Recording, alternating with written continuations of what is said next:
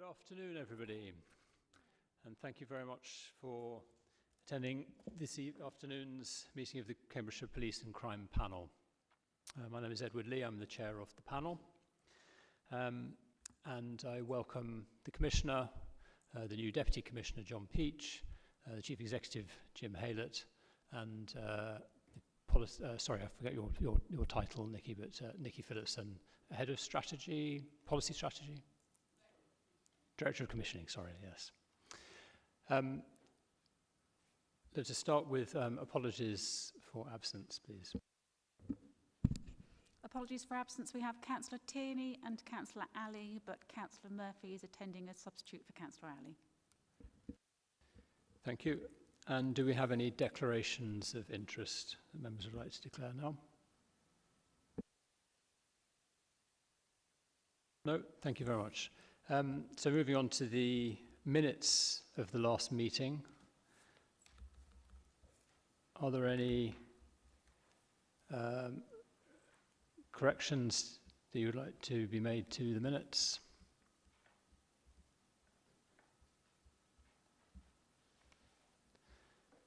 Can I accept these as an accurate record of the last meeting? Thank you.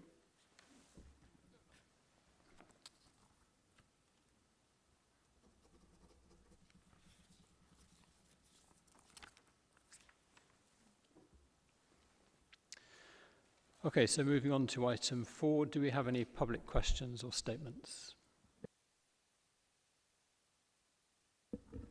No public questions. Commissioner? Apologies, Chair. It was just in relation to the minutes, if I may. There was one formal action. I hope I'm not going out of order here, but there was one formal action there that I just wanted to give an update to. And that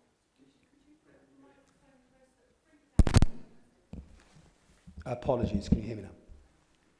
There was one formal action which I just wanted to give the panel a full update on, because I think it's quite relevant. It was for myself to collate a briefing pack for panel members and all councillors to assist in reporting issues of concern, and we are working hard on that. That's been one of my priorities from day one, engaging with councillors, elected members and residents. So we're currently working on a briefing pack for all panel members. And I won't go into all the detail, but we've also sent out links to various information, including the constabulary website and local neighbourhood policing teams. There were some other matters raised by members of the panel on the last meeting as well, which I said I would take away. For sake of brevity, I'm happy to update now or just feed back to those individual councillors on some of those questions they asked me at the end of the meeting, Chair. Thank you. Could you move the microphone just a fraction closer? I think it might be slightly improve the sound quality. So moving on to item 5, have we received any complaints? No complaints received. Thank you. I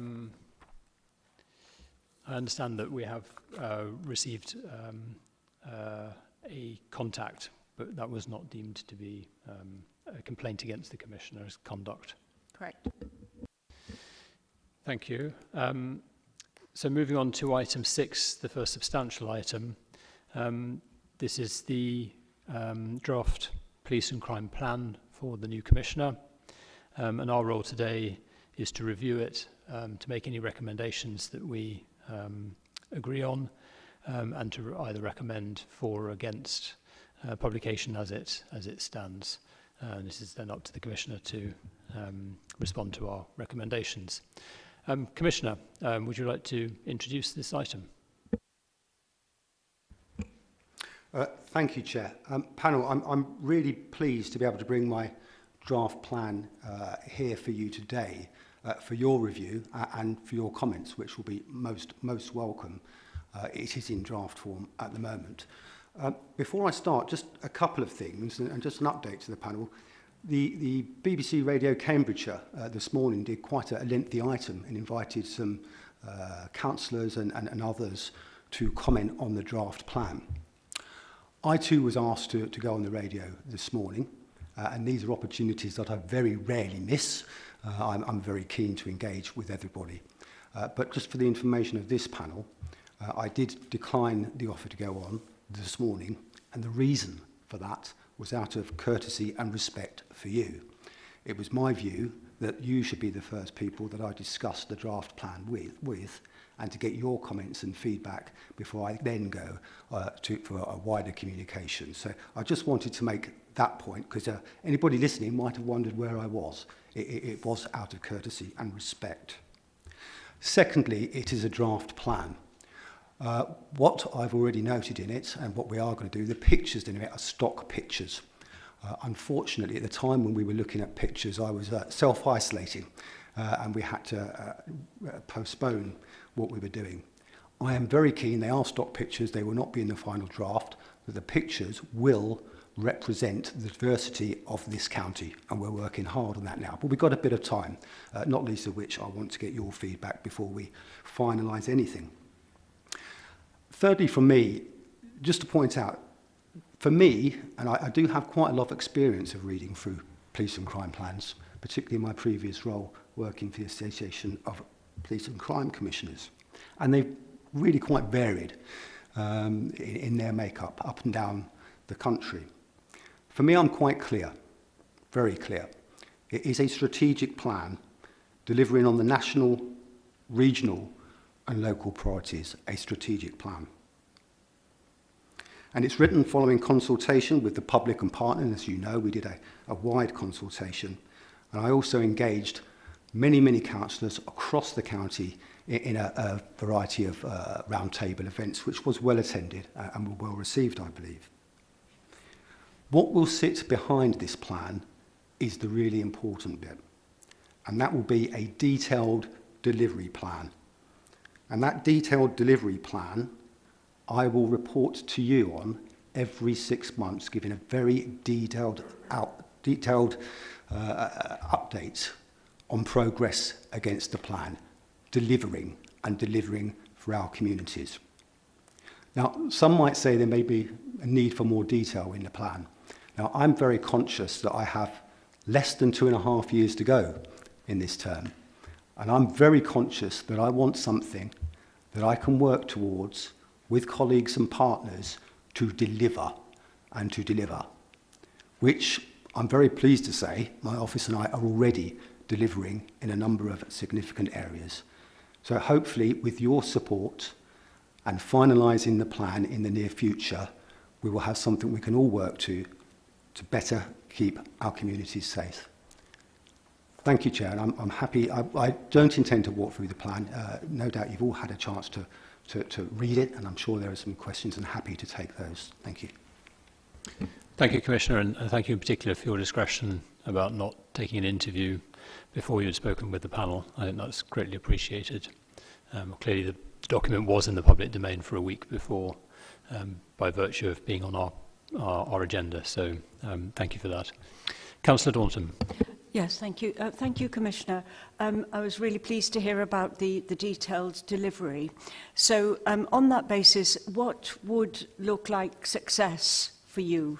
I mean, if you could give us a sort of general overview of that, sort of would you be having KPIs and measuring the plan against those? So a sort of general notion of what success would look like for you, and then perhaps one specific example. Put quite simply, and this was part of my election manifesto, put quite simply, success is cutting and reducing crime. You know, I know that is complex in its nature, and that's not just a matter for policing, but that, to me, is what the overall success will look like. Where this plan will help is that those are the priorities that I will be focusing on, and those are the areas, both with my experience and following consultation, will help me hold the Chief Constable to account to do just that and get the job done.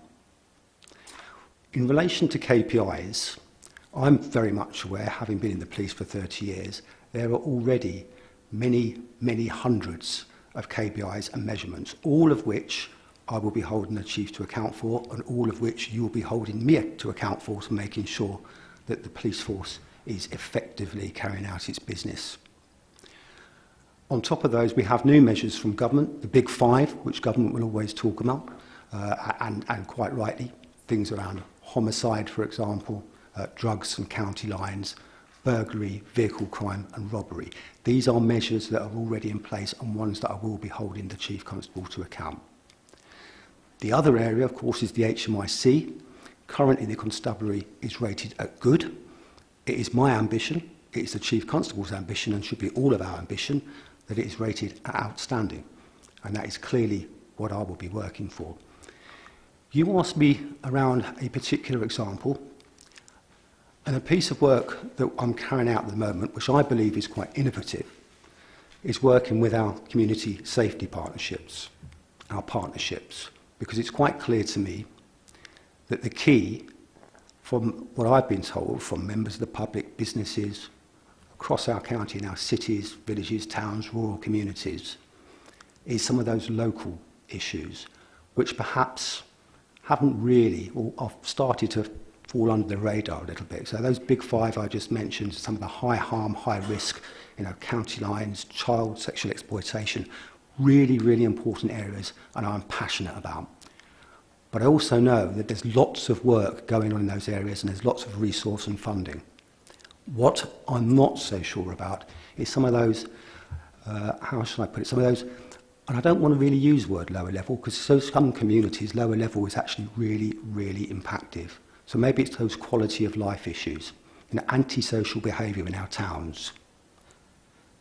And I can give plenty of examples, and I could probably go around to each one of your areas and talk about sort of local issues there. But once again, I'm told what are the police are doing about it. Now, there is a role for police. We've got more police than we've ever had, and there is a commitment from the Chief Constable and part of my plan that they go into local neighbourhood policing.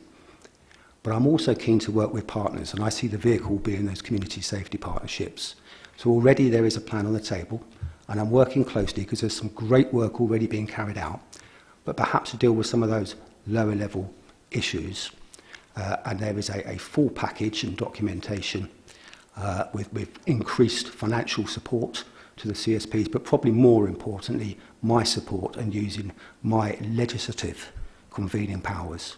So success to me would be in 2.5 years' time, and there is national work going on around this as well, and they're very interested in our approach in Cambridgeshire, actually, the Home Office.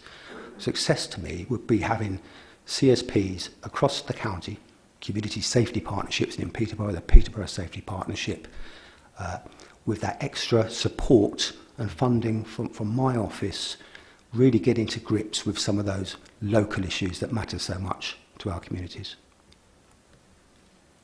Thank you very much for that really comprehensive answer. So a very specific issue from me, if you don't mind, and that's on 101, both of the telephone and the web responses.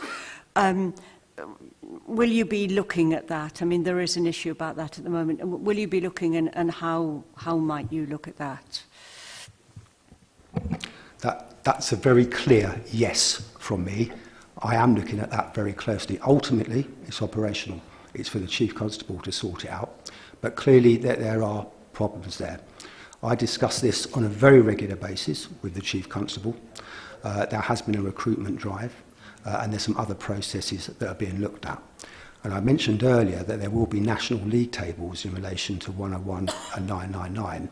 But I've gone a little bit further and looked at the detail here. The issue with 101 is not pickup, not the initial pickup. Generally speaking, if you ring 101, you'll speak to someone reasonably quickly. The data's showing us that. And then you'll be triaged, and then you'll be put through to a different department. And that seems to be the clunky bit. We need to do better, and I will be holding the Chief Constable to account. There's already a plan in place, and I had a full briefing from the Chief Constable recently looking at that and looking at what's called in Cambridgeshire Constabulary the demand hub. And the superintendent there is currently working on an action plan to make improvements. Okay, thank you. So, Commissioner, on the national league tables you referred to, are you aware yet what precisely is going to be measured, and are you confident that it's not going to have the perverse outcome of encouraging behaviours that get good stats but actually don't address the real problem, which is what you alluded to, which is the follow-up, the sort of substantial response to the call? To some extent, of course, I will be interested in the national tables and figures, and no doubt I will be held to account along with the Chief Constable. But to some extent, I don't care, because what I really care about is that people ringing up 101 or 999 get the very best possible service. So it's a tool, but it's not the answer. And Chair, if I may, and I'll just come back to the question about KPIs. And you used the word, so I'm going to follow on, because I had that written down in my notes as well. So often I find measurements imposed by government or elsewhere, and not at the moment, I might add, but previously, and I can go back probably 15 years to a pretty torrid time, when certain measures have been imposed on policing, which has driven perverse outcomes, where policing feel that they have to do one thing to deliver on targets, but then miss the real point of serving our communities. And I will give you an example, and I'm happy to do so. Sanction detections were a big thing about 15 years ago, how much crime we're detecting. I was there, I was a detective inspector, and I was acutely aware that although there were some good outcomes, and there was, it also drove some perverse behaviour in policing, whereby detections became more important in some areas, sometimes, than actually protecting the public. So I'm very nervous about imposed KPIs in certain areas, unless there's good evidence behind it. I do believe, currently with government, the national crime measures, homicide, drugs, etc. Who could argue? People have died on our streets because of this, and so therefore it's got to be a top priority. We're all aware of county lines, and everything we can do to prevent that and prevent kids from being exploited, we're all completely behind. Get that. But that's why I haven't gone down the line of very specific measurements, because I don't think that's helpful for keeping our communities safe. Thank you. Councillor Hogg. Thank you, Chair, through you. Thank you for answering my question, Commissioner. In the report, it highlights the top 5 issues across the various policing, or the 6 areas that the constabulary covers. In all bar Cambridge City, they all list aggressive, dangerous and inconsiderate driving, parking and road safety and speeding as being one of the 5 top priorities. In fact, those 2 account for 11 out of the 60. Whilst it is kind of talked about in very small terms, I'm not entirely sure that road policing is being shown as being much of a priority within the plan. I'm hoping that something can maybe be done with that. I don't know. Maybe there's something else going on in the background. But I think it would also help in terms of policing visibility, that road traffic vehicles are much more on the road in terms of how long they're visible by the public compared to reactive units that are either dealing with incidents or are back at the station in the investigation stage of things. So I just wanted to know what your feelings were in terms of road policing and kind of the thought of what your priority is towards that. So I'd probably say, rather than road policing, for me it's road safety. Because once again, I mean, this isn't just down to policing. We have our Vision Zero partnership, which I am very engaged with, and indeed already within the first couple of weeks of taking office, I invested some substantial funds into tackling speeding in conjunction with the Chief Constable, and we're seeing the fruition. We have a team of special constables now fully equipped with vehicles who will go out and do the enforcement, and that's supporting the great work of our volunteers in our community speed watch, which is more about the prevention. Road policing. So not only have I made it a mission to get out and speak to our communities, I've made it a mission to get back to the floor and out with colleagues in policing. And what I can say is that road policing unit, our team, was the very first people I went out with. Blue lights and two-tones across the county. Maybe I'm getting a bit old for that now, but I must say the driver was excellent. So, I'm still here in one piece. The issue for me there is that it's not just a road policing team. They are a collaborated unit. and I will be fully supportive. It's operational, that's down to the Chief Constable, but they do a brilliant job. I'm very keen that they are resourced appropriately. And indeed, recently in one of our performance reports, I did notice they are holding some vacancies, and I've challenged the Chief Constable just on that to make sure that's increased.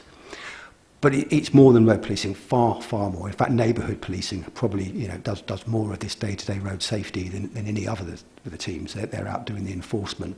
But of course, then it's wider than that, because road safety as a whole is about road design. It's about speed limits. But the biggest thing, the very biggest thing, is about education. It's about people driving carefully and within the speed limits, because it's a sad fact. Speeding is the #1 reason for the fatalities and serious injuries on our road. So the direct answer to your direct question, I talked about a delivery plan. Road safety will feature highly in that, and I will be reporting back to this panel on exactly what I have done to cut down deaths and serious injuries on the roads of Cambridgeshire and Peterborough. Just as a supplemental question, as you kind of mentioned about neighbourhood policing, we were recently at there was a conference for police and crime panel at Scarman House, and one of the things that we were sort of challenged about was the churn of panels, and having a consistency across the channel over a period of time, so that we were able to be more effective. And it is my assumption, maybe, that neighbourhood policing needs to be, again, this sort of situation where you keep the churn to a minimum. And I understand that you've got ambitious police officers who want to get round to various different departments so that they can then progress their career to sergeant, inspector and beyond. But I think it's really important that we make sure that neighbourhood policing does not have maybe the churn it has had in the past with regards to warranted officers. Councillor, I fully understand the point you make. I mean, it is an operational matter, and as you rightly point out, people will move around and their careers will take them in different parts and directions. The Chief Constable did make a promise that some of those PCSOs that left the constabulary but then were very successful in becoming police officers, warranted police officers, were put back into those neighbourhoods that they came from, keeping that experience and skills that they've developed in those local communities. I'm pleased to report to this panel this has happened and has happened now, but I will take back your feedback to the Chief Constable. Councillor Sharp. Thank you, Chair. Afternoon, Commissioner. I've got two questions or points, really. First one is Section 5.4 of the introduction talks about public wanting to see more visibility of the police. Obviously, that's difficult with balancing other demands with fraud and all of the non-visible, for want of a better word, crimes. But I think one of the big issues that comes up, certainly and I've had it from a number of residents, is when they've reported a crime or they've had a crime against them, they don't get they'll get a response, or they don't get the necessary response that they were expecting. So they go away a bit very disappointed and therefore may not report something again. That's the first one. And the second one is around your points about working with partners, and obviously the longer times for court appearances, things like that, which is obviously in the lap of the Ministry of Justice rather than yours, and also rehabilitation. I just wonder if there was more detail on how you're going to work with those partners to improve that, and obviously taking the point previously, how we can measure that that's succeeded. Thank you. Councillor, thank you for those good questions. And the first one, you talk about reporting crimes and then not hearing anything. I hear that just far too often, and I hear that from all of our communities in relation to differing issues that they have. And for me, I'm quite clear on this. It seems to me that the biggest issue is one of communication, and I've tested this with our communities. Most of us will understand that if we report a crime and there's clearly very few lines of inquiry, the police aren't going to be able to do very much with it at that time. What we don't understand is that that's not explained to us. And quite often, that's what I'm being told, it's not being explained. So Councillor, for me, this comes back to this piece of work around the demand hub, because that's the communication. When people are reporting things, for me, and I'll be speaking to the Chief Constable around this, a bit of investment on that feedback and communication would really, really help people's perception and confidence in policing, and the honesty around it as well. That actually we won't be investigating these crimes. These are the reasons, and these are our priorities. So for me, there is something around that. That will be in the delivery plan, and that's in relation to the demand hub and that communication piece. Partners and the criminal justice system and my impact. There's currently a review which has been commissioned by the Home Office looking at these very issues around the wider criminal justice system, probation, Crown Prosecution Service, courts. And that will be looking at the role of the Police and Crime Commissioner moving forward. Here in Cambridgeshire, I chair the local Criminal Justice Board, which brings together all the leaders from those agencies that I have just spoken about. So that's a very useful platform for me to make fairly strong representations across the criminal justice system around making some of those processes better. The specific question there around court times, I don't have the detail in front of me. I can get that to you, Councillor, but I'm aware in this county and over COVID as well, compared to others, we did pretty well. Magistrates' courts times are pretty much at normal, I'm informed. Crown courts, they're still an issue, but we're better than most.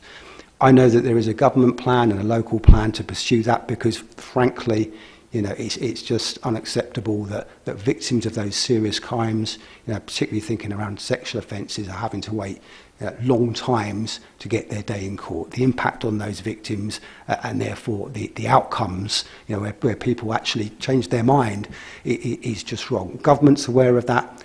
I'm aware of that. I'm in constant communication with court service and those other agencies, and we're going to try and drive those times down, and that will be in the delivery plan as well.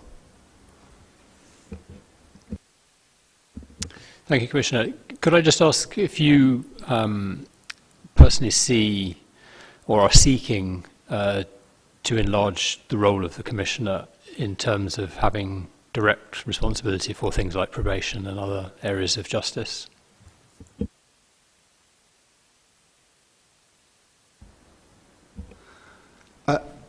I have responded to the review, along with the Association of Police and Crime Commissioners have responded collectively representing PCCs.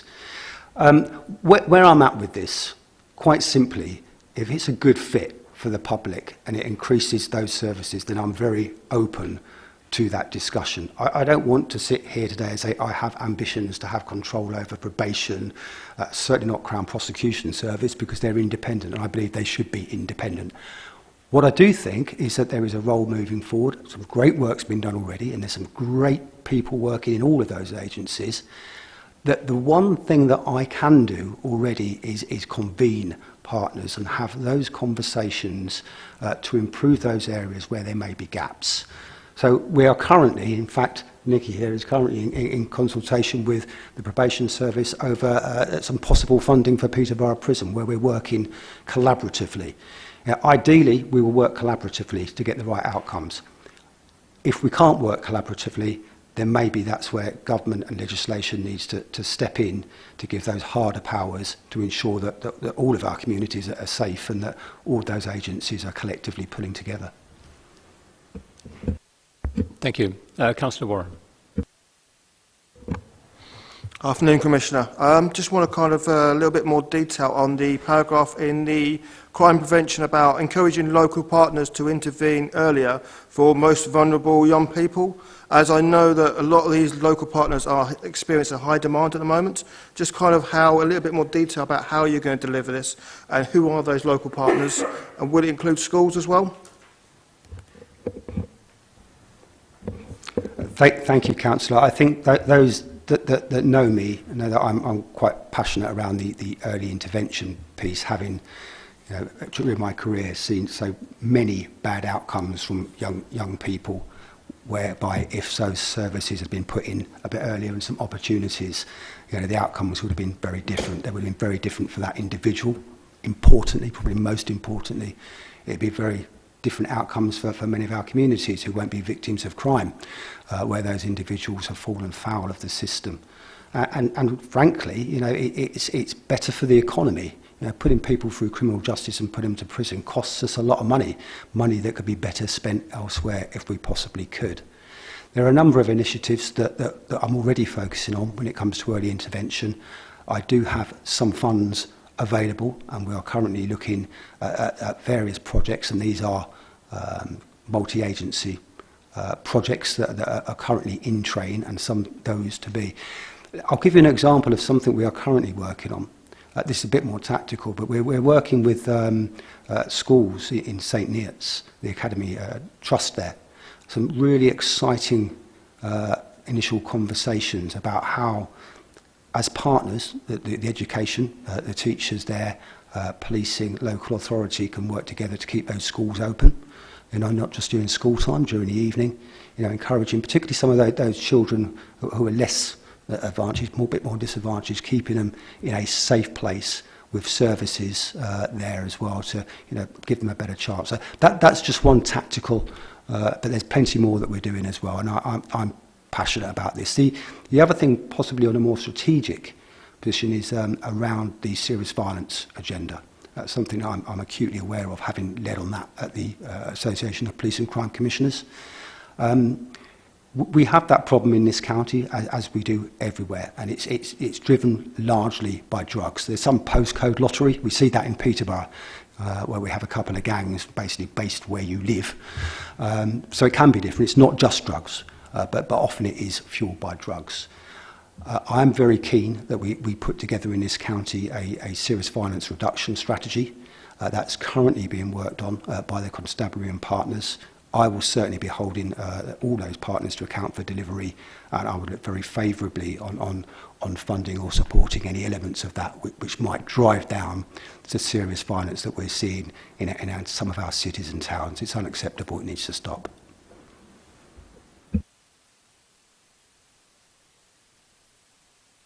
Councillor Collis. Thank you very much, Chair. I've got two questions. Do you want them both at once? Yeah. Good afternoon, Commissioner. I'm encouraged broadly to see references to tackling domestic violence and violence against women and girls. You talk about working with local partners. Can you give us a bit more detail on how you're going to move that work forward and who those partners are? Thank you.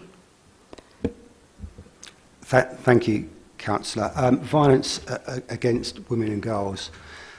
Well, my latter part of my career was spent in public protection, child abuse, sexual offences, serious sexual offences, domestic abuse. It's an area that I have a lot of professional experience in, and it's an area that I'm absolutely passionate about.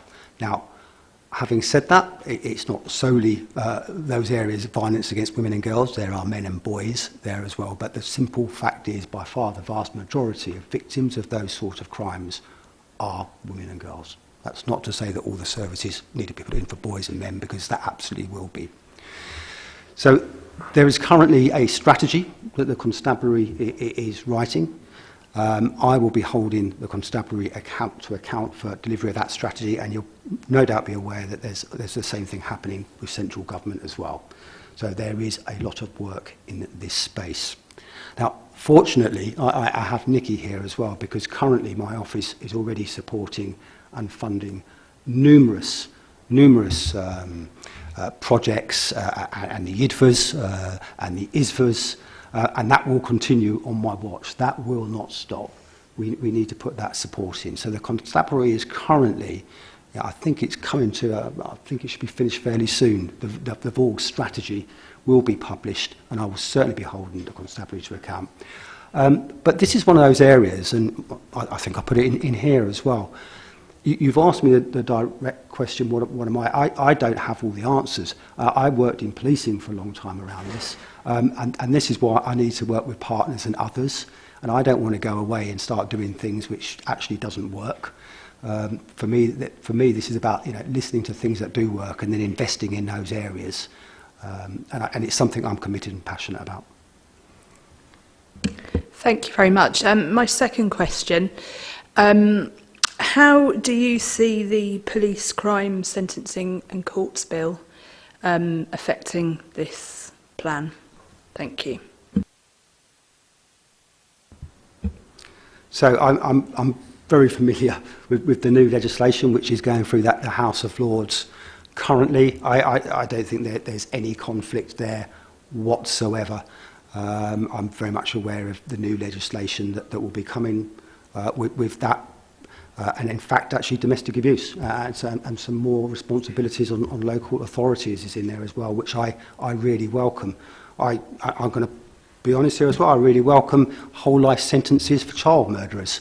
I welcome that, and I welcome a number of other initiatives in there as well. There's no conflict here. It's going to be, once it does get through, it's a piece of legislation which Parliament has agreed. It's the role of the constabulary and my role to hold them to account to uphold the law. So in answer, I think there's lots of really good stuff in there. I know that there's some contention amongst our communities as well, and on a local level we'll need to deal with that. But I do support the bill, and there's no conflict. Thank you. Councillor Bradnam. Thank you, Chairman. And through you, two questions on the detail. One is to do with Community Speed Watch, and I note in your report you're supporting that, and I absolutely understand that. But that does have the effect of transferring the workload to the community, and I can quite understand the need to do that. But I just wondered to what degree are you exploring the opportunities to encourage drivers locally to respect speed limits using higher tech equipment? Because in my experience, and I have attempted to coordinate a local speed watch team, and it's quite difficult when you are in small communities, even if they band together. And I wondered if there are higher tech solutions that can be used that are not so person intensive, and whether there are solutions where we can actually engage more readily with conviction for these people. So, because people can spend a lot of time recording and then feel that action isn't being taken against those who are transgressing speed limits. So that's one question. And the other one, I'm not quite sure whether to ask it here or I can repeat it under your approach to grants and commissioning. But it's to do with... no, actually, I'm going to ask that under the next item. I'll leave that for later. But so perhaps just we can have about Community Speed Watch. Thank you. Thank you, Councillor. I think we've spoken on the subject of road safety before, and as I've already said, it's very close to my heart, not least of which it's the biggest killer in this county and across the country. Community involvement. I personally don't see this as a transfer of liability from policing to the local community. I've been out with a number of community speed watches now. I think they do a great job. The amount of people that have gone by and sort of honked them in support as well. You get the occasional person who doesn't like to be caught speeding, but I think they do a great job, and I think it's good for communities to be involved locally in that sort of work. But I take the point. What are the police doing about it? I think underneath that, or more to the point, is there technology and other things? Well, as I've already said, I not only by funding and will continue to fund Community Speed Watch, I'm very open, to anything that makes our roads safer. At the moment, as I say, the Vision Zero partnership is working very hard with partners on a number of initiatives, and I will continue to support that partnership. And if there is technology out there, that will be very much on their radar, because that's a national programme of work as well, then I'd be very keen to look at it. But I will come back to my point. The one way to seriously impact this, we can put up speed cameras, we can put up different technologies, we can put loads of police officers with speed guns out there. We need to get back to the education programme. We need to make speeding morally wrong, a bit like we did with drink driving. We need to make it that so young people do not think it's cool to speed. And I say young people, I mean, if we get them young, then they don't think. So when they're older as well, they're not doing it. I'm not blaming young people for driving bad. There's plenty of people who will speed and drive badly out there. But I think for me, there is a big education thing, and that's certainly something I'm going to take to the team into the Vision Zero partnership, because I do have some funds. Those who are caught speeding and have to go on their awareness courses, some of that money comes back to my office, and it's for reduction. And I just want that money to be spent in the best way possible to keep our roads safe. And I do think there's something for me about education, particularly speeding, because that is the #1 killer. And just to point out that my division includes the A10, where we've had some very serious fatalities in the last few years. So thank you. Councillor Bywater. Thank you very much, Chairman, for you. Commissioner, you've answered my question, but I just want to make a statement really about my views on your plan. I think it's well thought out. I want to thank you for your approach in all your consultations that you've carried out over the last 6 months. I think it's been very helpful, which is obviously reflected in some of the detail you put in the plan. I was particularly pleased to hear about the delivery plan, because ultimately this is a plan, but we as a police and crime panel want to see the detail behind that sits behind that. So I will personally look forward to that information coming here. My question was going to be about the MOJ, and you've answered that question in relation to the Criminal Justice Board. I think that is key in relation to our partnerships, because it does worry me with the impact that COVID's had on the criminal justice system, and I know personally what it's like for witnesses to wait for the criminal justice system, because it creates a huge amount of anxiety for people who are in that system. On a personal level, I think you're absolutely right in relation to serious violence. For someone who's worked in probably the most violent place in the country back in the 1990s, I think you're absolutely right with your approach when it comes to tackling serious violence and really get a grip of it to start with. And for me personally, for Huntingdonshire, you're absolutely right. CSPs are the way forward. You know, I think we've got a lot of work to do on them, and I'm talking about Huntingdonshire, but we will welcome it, and we'll welcome working with you and the police in relation to achieving that. So in all, I'm happy to support this plan. Thank you very much, Chairman. Thank you. Councillor Ferguson. Thank you, Chair. Two questions, well, a question and a statement really. The first one is related.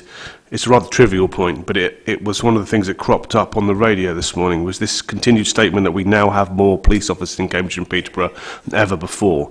One of the interviewees this morning challenged that on the grounds that, is that true in a per capita sense? And also, when we talk about officers, are we talking about warranted officers there, or warranted officers and PCSOs? I don't have the details per capita, but I will move on to that in one moment. In relation to, is it true? Yes, it is true. We have over 1,650 warranted police officers. That is a record. I take you back, certainly when I joined this constabulary in 98, I think it was just over 1,300. If you look at the figures, you know, since then, it's been a bit up and down, but nowhere near this level. So we have more police officers now. That's not the same throughout the country. Some forces lost more police officers during austerity, and they're playing catch up. Decisions have been taken previously by chief constables and police crime commissioners in this county to keep police officer numbers as high as they could. So in that way, I'm fortunate that I've inherited a constabulary that wasn't in a particularly bad place in relation to officer numbers. You then mentioned per capita. I don't have that detail, but you make a really good point. This constabulary, our area, is underfunded by central government. I won't hide behind that. To me, that's a fact. we receive one of the worst central grants in the country. And I've been clear from day one that I will lobby hard government to review the current funding formula, which is archaic. And by the way, my understanding is it's been around for many, many years. Many different governments have looked at this. It's been put in a too difficult drawer to deal with, because there'll be winners and losers, and there's some real complexities. And I do get myself that probably just per head of capita is not the right model. London, Birmingham, Liverpool will have differing problems, and actually if we don't invest in those places, we will reap the wrath here in Cambridgeshire. Talking about county lines, for example, we're importers in the south of the city, and it's imported from London. We want London well funded, so they're dealing with that as well. But I'm making a really strong case. What I'm really pleased to say, and it's been announced, is that the government have now listened. The policing minister, who I've lobbied many times, I say this whenever I meet him, along with the Home Secretary, they are reviewing the funding formula for policing, with a commitment that it will be done in this term by 2023. So I think that's good news, at least that's ongoing. I'm really hoping that we will be winners, and I will keep making that case. Coming from the baseline, where we're right down the bottom, I really do hope we're winners. I can't see it moving the other way, but that's always the risk. But I will continue to work hard to get the very best settlement for Cambridgeshire and Peterborough. Thank you. That's very optimistic and very welcome. The second point was, I was just going to echo what Councillor Bywater said about the CSPs being the way forward. I'm a relatively new member of this panel, and when I joined the panel, I must admit I'd never heard of CSPs as well. And having clicked through the links in the police and crime plan, not all of the websites are particularly convincing. As for those of us organisations, some of them have documents which seem to be out of date, and I think there's some work to be done if we want to inspire public confidence in getting those CSPs to represent themselves better, so that we can increase public confidence in them. Because I think, as somebody who's quite new to this, it's quite difficult to find good information about what CSPs actually do. And you have an excellent list here of the top 5 issues in local areas. It would be good to see how the CSPs are addressing those things, because I'm not sure it's very apparent from the links in this document. Councillor, thank you. If I may, there are some excellent people working in our CSPs across Cambridgeshire and Peterborough, doing an excellent job, who really care. And all I'm trying to do here, I'm trying to support, energise, and do everything we can to keep our communities safe. It's been asked of me before, and obviously the purpose of this panel, quite rightly, is for scrutiny. The other area is support. I will need support with that task. We're having conversations at the moment, and there will be some concerns by some members how we move forward. But I'm absolutely determined that we get to the very best state with our community safety partnerships. And as I said before, I'm not being critical, and I'm not singling out any one of them, because there is some great work being done. But across the country, this is recognised by government, across the country, their effectiveness is variable. Now, it could be that that's not the vehicle. Maybe we start something else. But for me, this is about that local problem solving. They will deal with high harm as well, because quite rightly, that might be a significant issue. Cambridge and county lines, that's, and Peterborough has, serious violence. And across St Neots, we visited there recently. I know there's some drugs issues. So I'm not for one moment saying that they should not be that those high harm crimes should be a priority, because they should.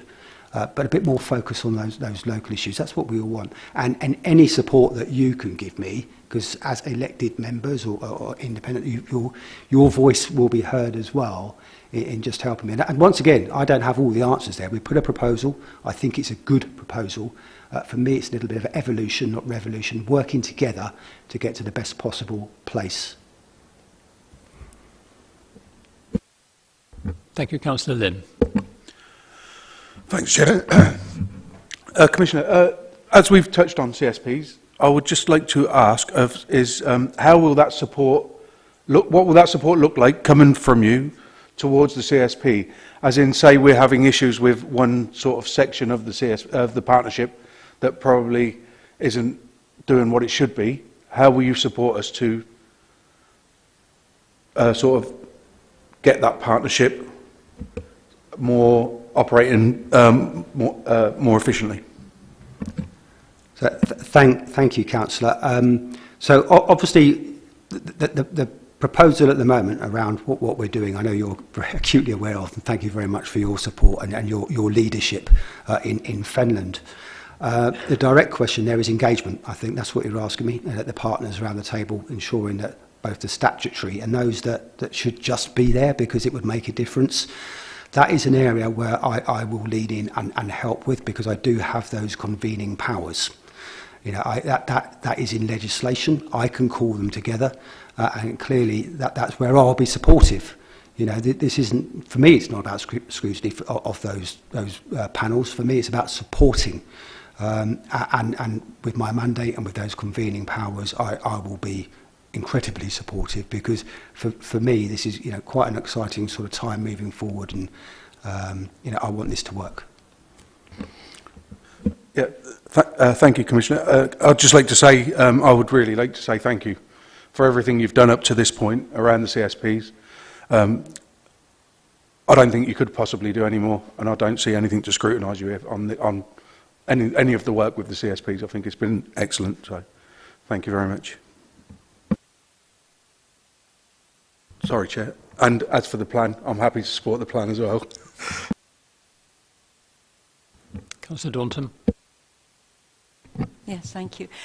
Commissioner, I'm looking at page 30 of your plan, where you talk about promoting a culture that is inclusive, diverse, and takes equality seriously. I just would like to know how you will deliver that. What will that look like in your delivery plan? So in policing itself, you'll be aware that we have the national uplift, the 20,000 officers, and within our constabulary, obviously we get that portion of that as well. What we have just had from government is a breakdown in relation to diversity within policing, and there is a clear aspiration from government and a clear aspiration from me that our police service, our police constabulary, matches the diversity of the community that it serves. So that principally is from government, that is from me, and that's why it's mentioned in the plan, and that's under the ethical policing. I might add, actually, ethical policing was one of the priorities and themes from the very start of my term, and the reason I add that is because I think recently it's become more of a national topic, quite rightly. I'd like to think I was ahead of the curve there on account of the fact I go back to the Pelian principles of policing and the policing by consent, and the fact that the police must have legitimacy.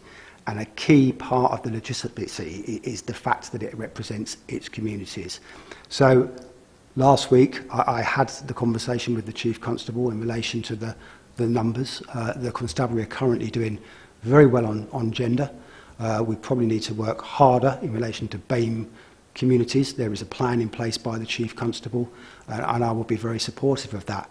But also in my unique role, you know, I get out and speak to our communities and across the county, a number of our BAME communities as well, and I will be encouraging that inclusion as well.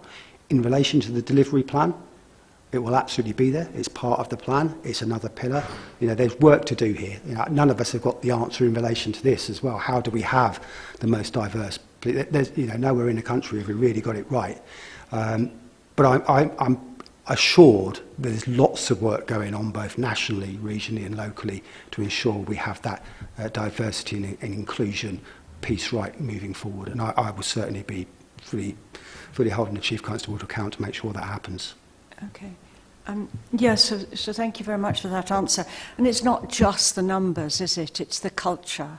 And I think that's the more difficult issue, and probably the more difficult issue to write into a delivery plan. How do you make sure that the culture is the sort of culture that you as a commissioner would want? You make a very good point, and obviously this is due to recent events as well. We know that there are a number of reviews being done on this, both within the constabulary as a result of recent events as well. The Chief Constable has undertaken a review, particularly of our professional standards. looking at not just the corruption, but culture as well. It's something I will hold the Chief Constable to account for. There are a number of things that we can look at there, but ultimately the Chief Constable runs the police force. Where I will be very clear is on the priority that we have a culture which is both diverse and inclusive. And I think we just need to make sure that it's very easy to write a policy. So, for example, around whistleblowing, very easy to write a policy. It's far more difficult to embed that in the culture of an organisation. I was in policing for many years. What I did see from when I first joined in 1984 to when I left in 2015, vast improvements. But it's not there yet. It's not there yet. We know that because we what we've seen recently as well. So there's lots of work to be still carried out. I will be holding the Chief to account, and I will give it far more thought as to what will go in the delivery plan in holding the Chief to account. It's not something I have a direct impact in. It's not as if I would be invested, but it's certainly something I'll be speaking to the Chief Officer team about.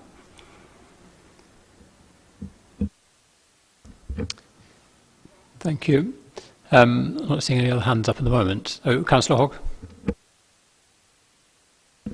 Just one quick question, sorry.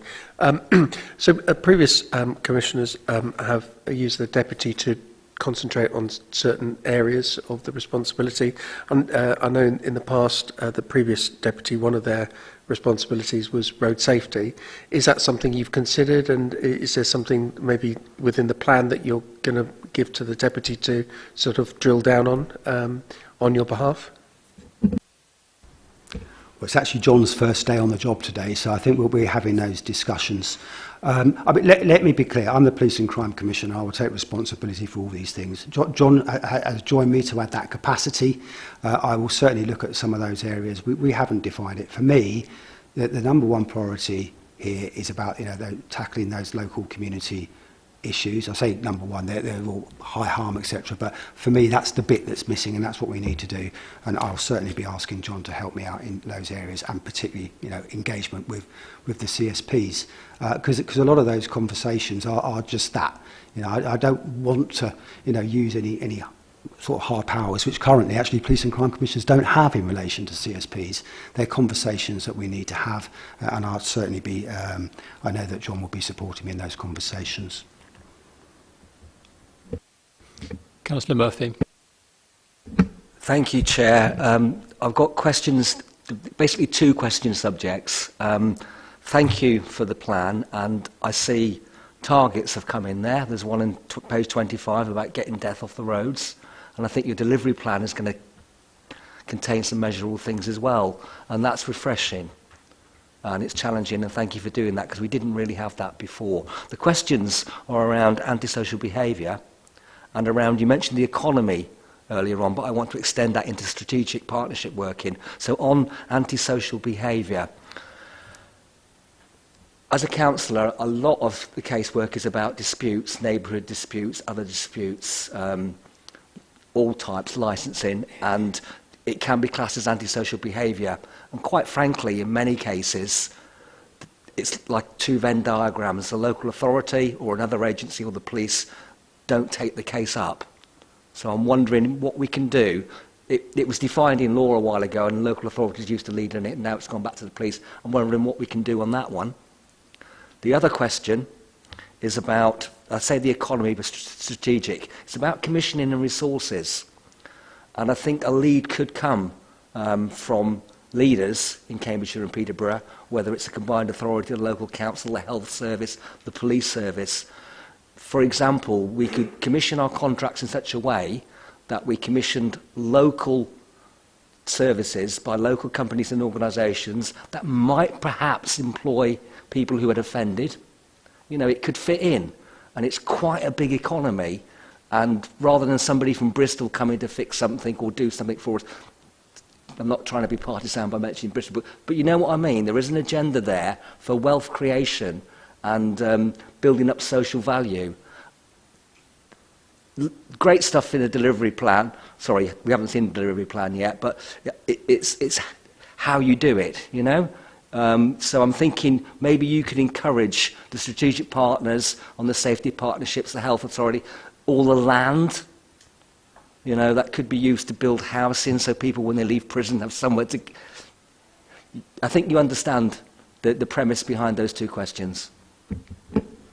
In relation to your first question, I mean, generally speaking, our residents, our communities, don't particularly care if it's the police, the local authority or anybody else. They just want resolution. And this comes back to my point of that problem solving, you know, multi-agency problem solving, because we do see this. It's a fact of life. Or it's not my job, it's your job. The public don't see it like that. They just want outcomes, don't they? So that's really the whole premise of what I'm trying to get to here. So in relation to your second question, I sit on the Combined Authority, a non-voting member, but I do sit on the Combined Authority and I do have a voice. Behind that, we have leaders' meetings across the county as well. And behind that, we have sort of workshop days that we're actually get in a room and have some of these conversations. And it's interesting to be sitting at the Combined Authority. You know, most of the conversations there will be exactly what they were set up to do around infrastructure and jobs and skills and education. But I now, knowing that world a little bit more, I am more vocal because actually it's all the same thing that we're trying to achieve quite often here. And if, so for example, we talk about regeneration of a town centre. Well, you know, community safety will always need to feature in that. So, you know, that's at my door. So I think you're quite right. You know, we need to work together. We do work together, but we need to ensure that we're doing the very best and collectively putting resources, you know, across local authorities, across emergency services, you know, and certainly with the Combined Authority as well for the very best outcomes. The process, the platform's in place because we do sit on those. And what's probably most important, not only do we sit on the Combined Authority formally, we have the more informal meetings where we can, you know, get some of that business done. So I'm hopeful moving forward that we'll do the best we can on that point. Thank you. Claire George. Thank you very much. I'd just like to say thank you, Commissioner, to you for the plan, and clearly a lot of work from your highly competent team behind this.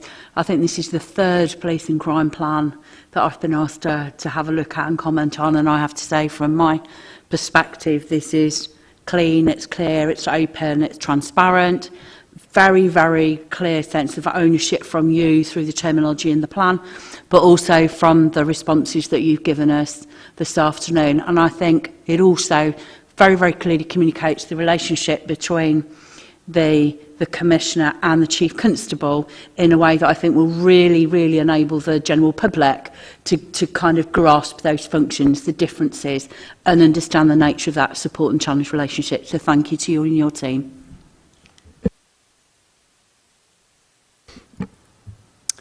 I would largely echo that. I think I have no difficulty in commending this plan for the approach that you've set out in there, which I think is almost faultless. Obviously, we very much look forward to seeing the delivery plans, and I think we will need to have discussions about how we will synchronise the plans that you will be commissioning with the cycle of the panel meeting, so that we see those reports in a timely manner. There are a couple of points that I'd like to just make a recommendation on. On page 15 of the plan, page 31 of our agenda pack, you have a statement that says, "I will always support the police when they act lawfully." Now, on the face of it, that's completely uncontentious, but as you well know, there is a grey area in the area of interpretation of the law, discretion applied, the proportionality of the police's actions, and the public perceptions of those actions. In particular, as examples, stop and search, management of protests, or the application of out-of-court disposals. So I would recommend that you perhaps add some nuance to that statement, because it does, on the face of it, sound like that you will back the police, come what may, in the in the 99.9% of cases where they are technically acting lawfully, but the public may not necessarily, that the public's view may not be that the police's actions were appropriate. I think on the third bullet point on that same page, you talk about when standards fall short of expectations.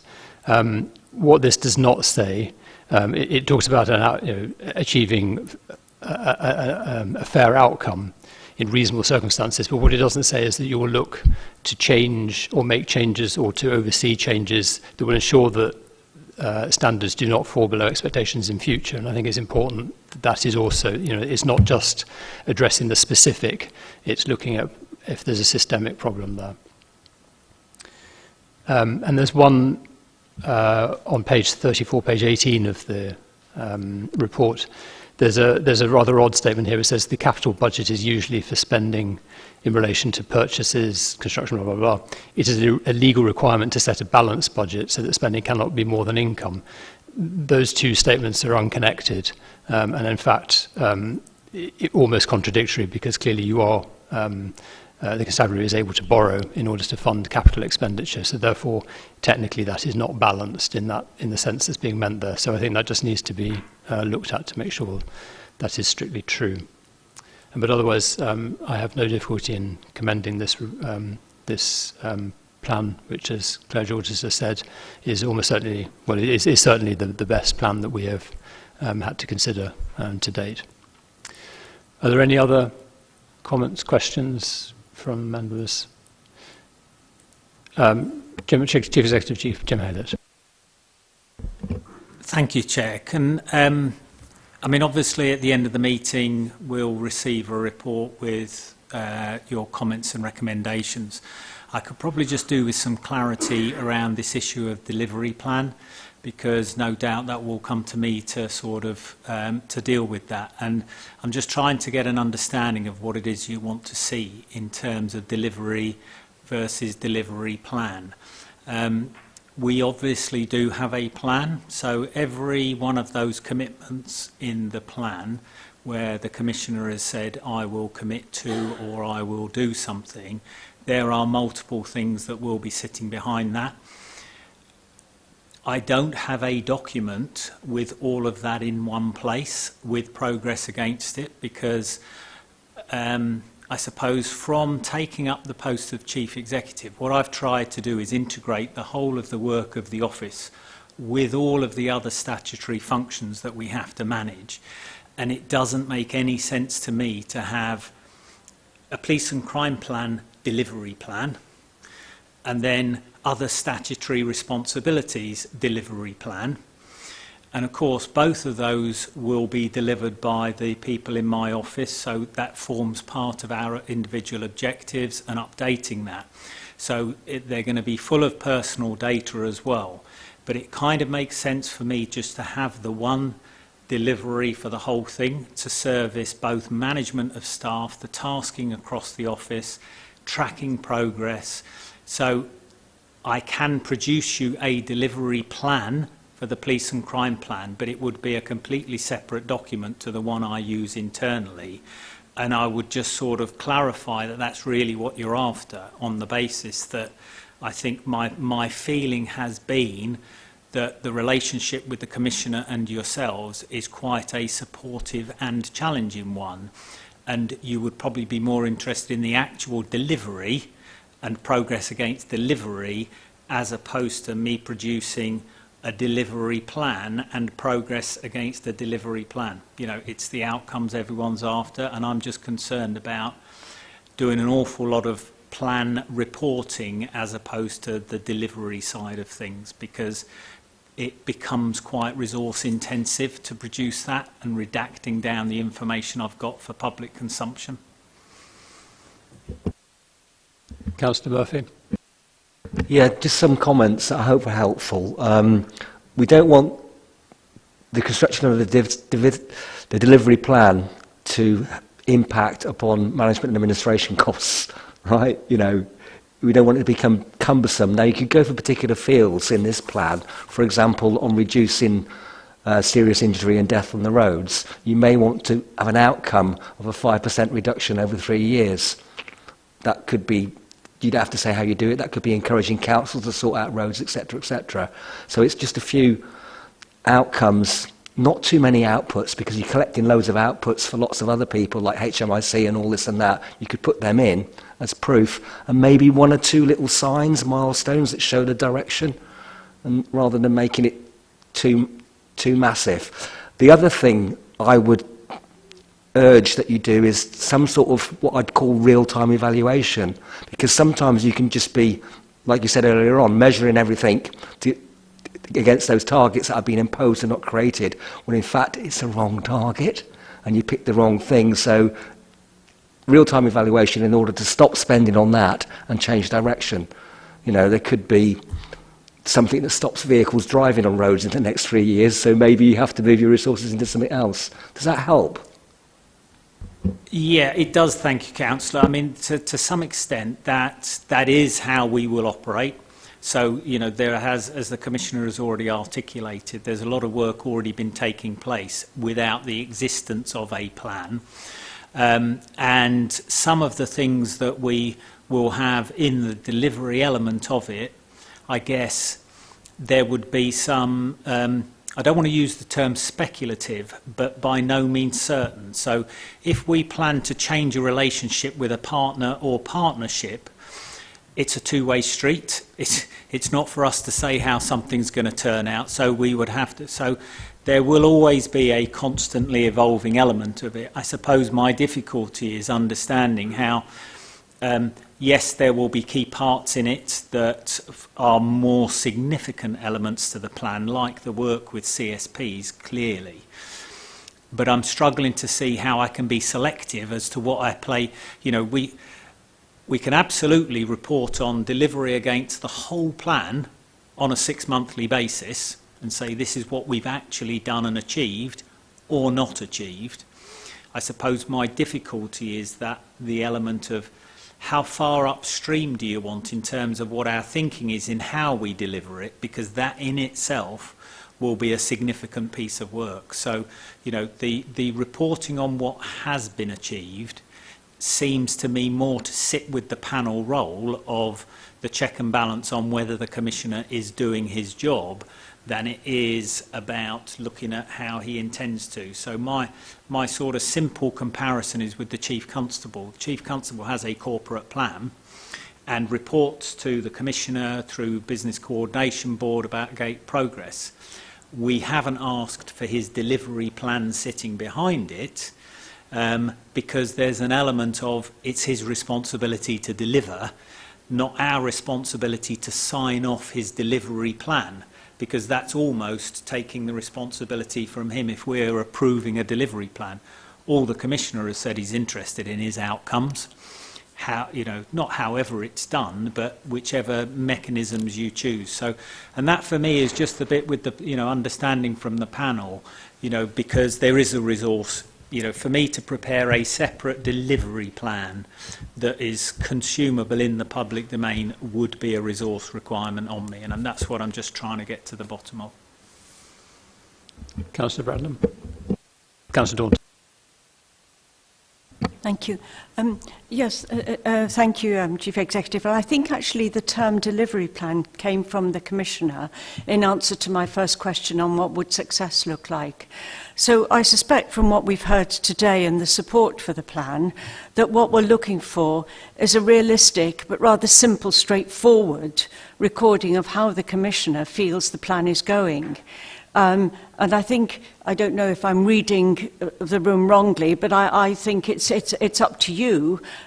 You're the people who've mentioned delivery, so I think it's up to you to tell us how you think you are getting on with delivering the plan. Yeah, certainly that's my understanding, and then clearly any report that you submit to the panel will be of work in progress. You know, we're not expecting you to, you know, produce next week the delivery plan for the entire plan in great detail. But what I would like to do is to make sure that we look at particular areas of the plan at a time where that is the main focus of your office. So in other words, where we are requesting work from the office that is in sync with what the office is already doing, if you see what I mean. So that we just need to have that conversation so that we understand what sequence you're going to be working to, so that we plan a similar sequence, so that we don't ask you to produce reports, or we don't ask for reports that have to be heavily revised because they're long out of date, or that they're in advance of you already doing the work. So I think it's we want to be reasonable, but we obviously want to see how the plan is progressing and where there are big changes in the future, for instance, in relation to CSPs, what the plan is, so that we're aware and can help support the changes necessary. Thank you, Chair. Any other additions or thoughts on that? Claire George. Thank you. I think for me, at its simplest level would be some indication of the what and the so what, some indication of what actions have been taken and so what the impact and outcome was. Maybe a little bit like Nikki was kind enough to explain when we had that briefing around the commissioning, in terms of some of your commissioning cycle and, how you decide what you're going to keep doing and what you're not going to keep doing. So just, I think something quite simple and straightforward about the level of activity and what the impact of that is. Thank you.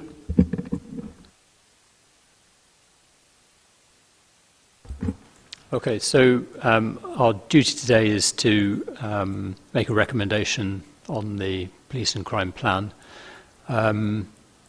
We've obviously made some various comments which will go as commentary on our recommendation, but I suggest that we make a simple recommendation to approve the plan as it stands with the commentary from today's discussion.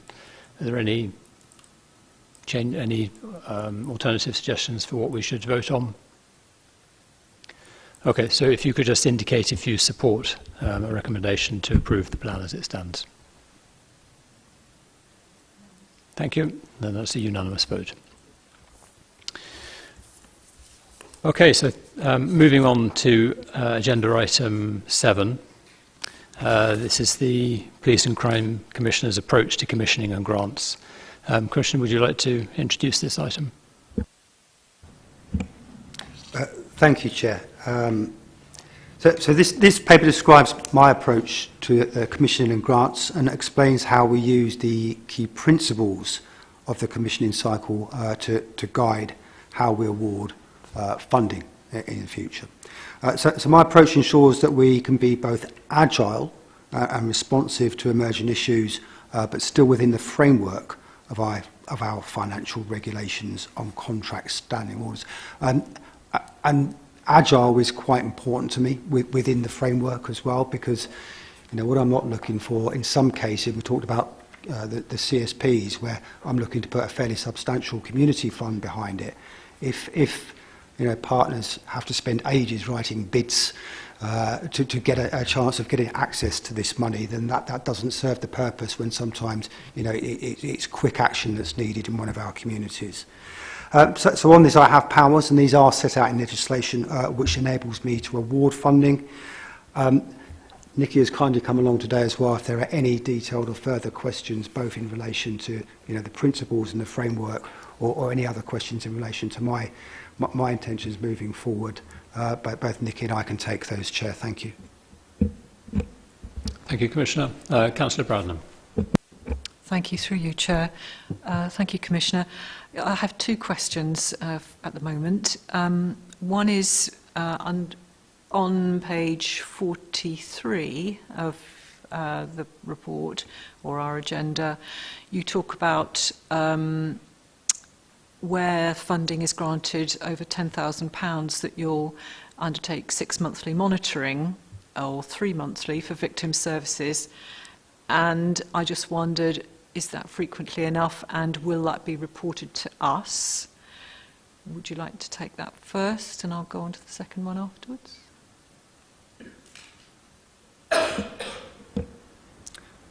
Chair, if I may, can I ask my Head of Commissioning to answer that point on my behalf? Thank you.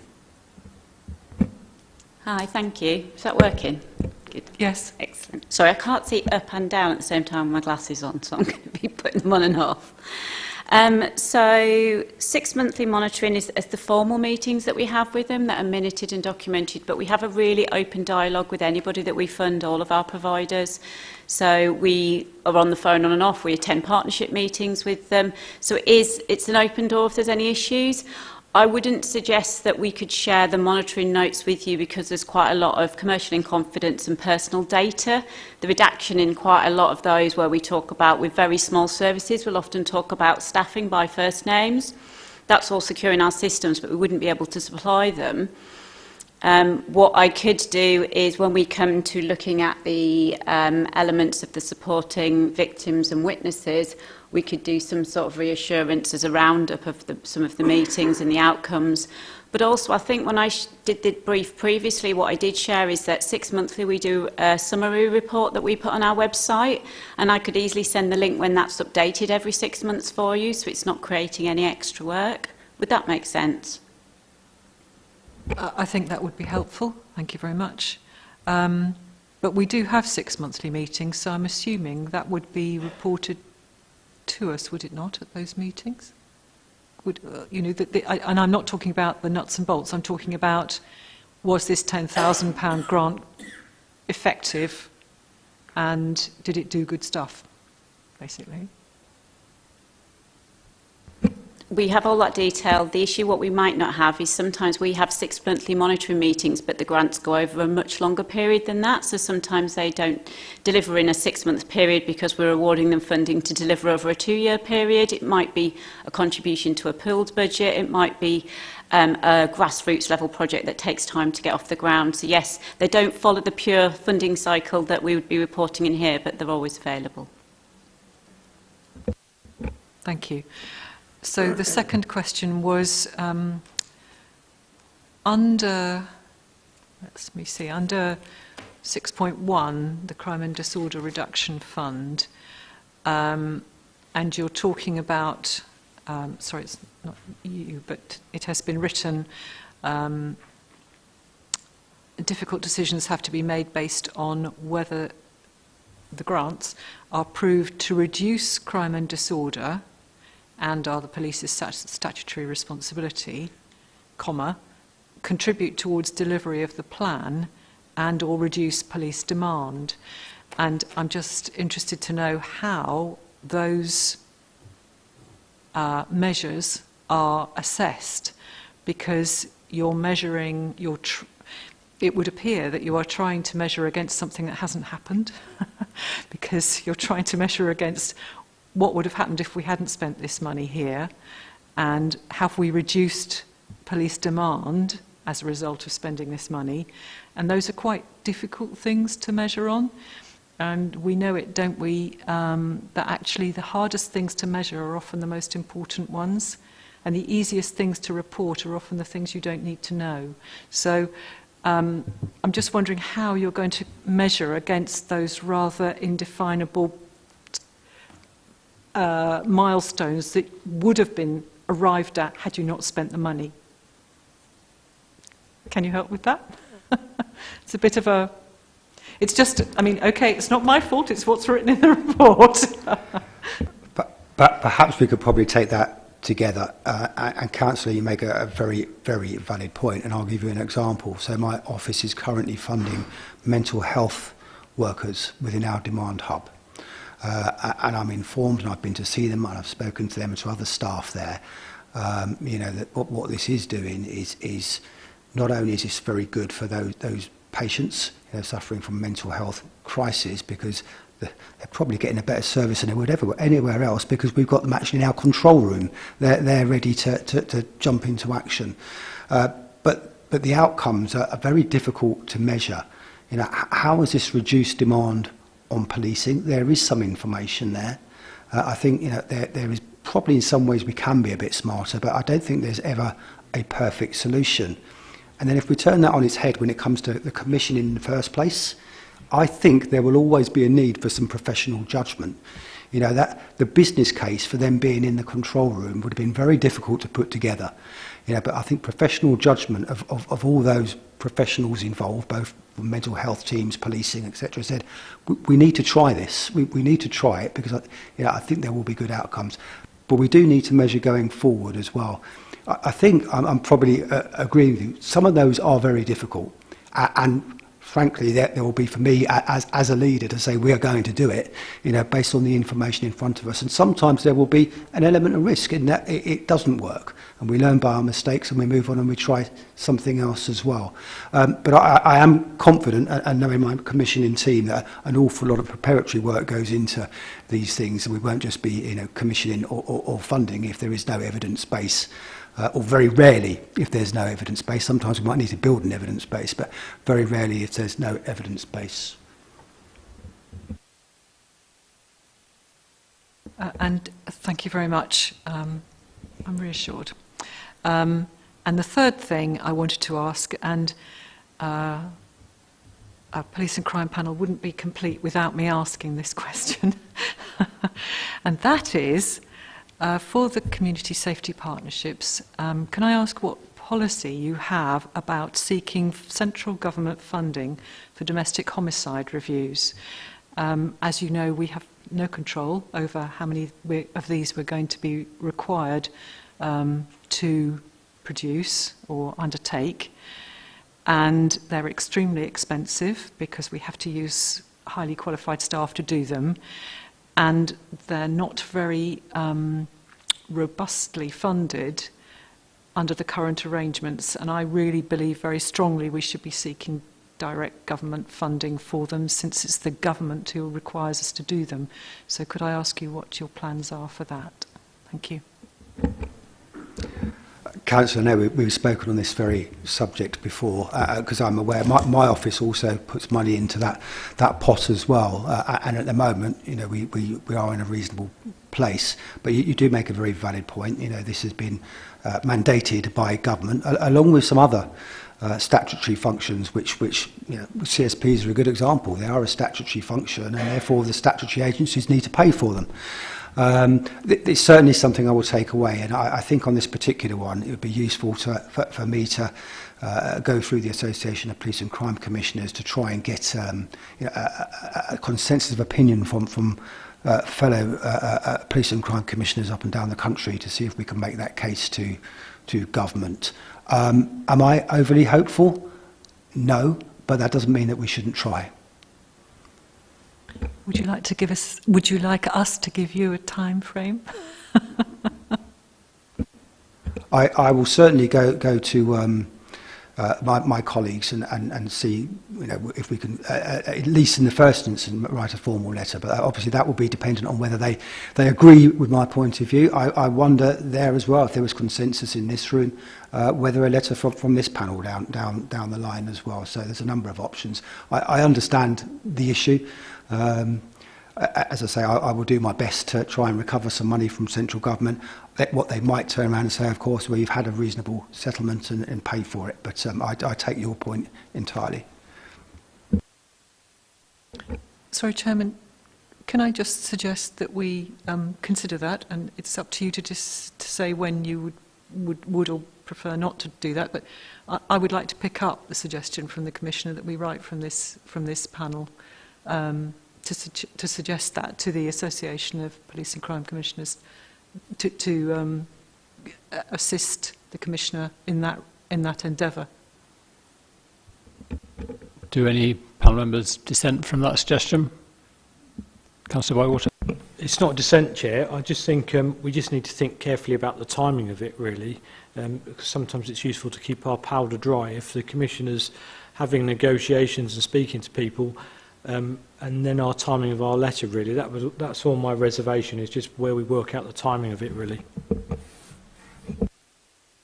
One might also suggest that the LGA would be another body that would be a good place to lobby for this. You can represent the views of all of the districts that are to have this responsibility. Can we agree what we might do, and how we might take that forward? Would it be helpful in that case to write to the LGA? Councillor Daunton, did you have? Okay. Councillor Murphy? Yeah, it would probably be helpful if we had a recommendation to consider. If the recommendation is that we write to the Association of Police and Crime Commissioners or the LGA, but before we do that, we may want to try and ascertain informally, or how we do these things as a panel, whether the Commissioner is comfortable with that or not. I mean, if the issue is the response could be it's about money, your settlement's going to support it or not, or is it going to be supported another way? It doesn't really matter because it's not a controversial issue. It is a controversial issue, but the solution is one or the other. So I think we need a clear recommendation and somehow to try and work out in our relationship with the Commissioner whether he's comfortable with what we're suggesting or not. It doesn't mean we don't do it or we do it, but it would help inform us of our decision today. Chairman, it was, if you remember, the Commissioner's suggestion. Yes. Commissioner, do you want to respond? Yeah, Chair, thank you. I wonder to move on, because I take the point we want some action here. I mean, if the action is that I will take this away and talk with partners as to how to best progress, and that could be me coming back to you to say a supporting letter to the LGA and the Home Office rather than the APCC would now, I've done what I can, now I need you. So maybe the direct action is for me to take that way, to discuss with partners and to feed back to this panel. I'd be happy with that, Chairman. So would it be helpful then if the panel makes that as a formal recommendation to the Commissioner? Okay, so we're suggesting to the Commissioner that he take away as an action to consult with partners on how best to fund homicide review cases in future. All panel members in support of that? Yep. Agreed. Thank you. Councillor Daunton. Yes, on page 42, there's an interesting sentence.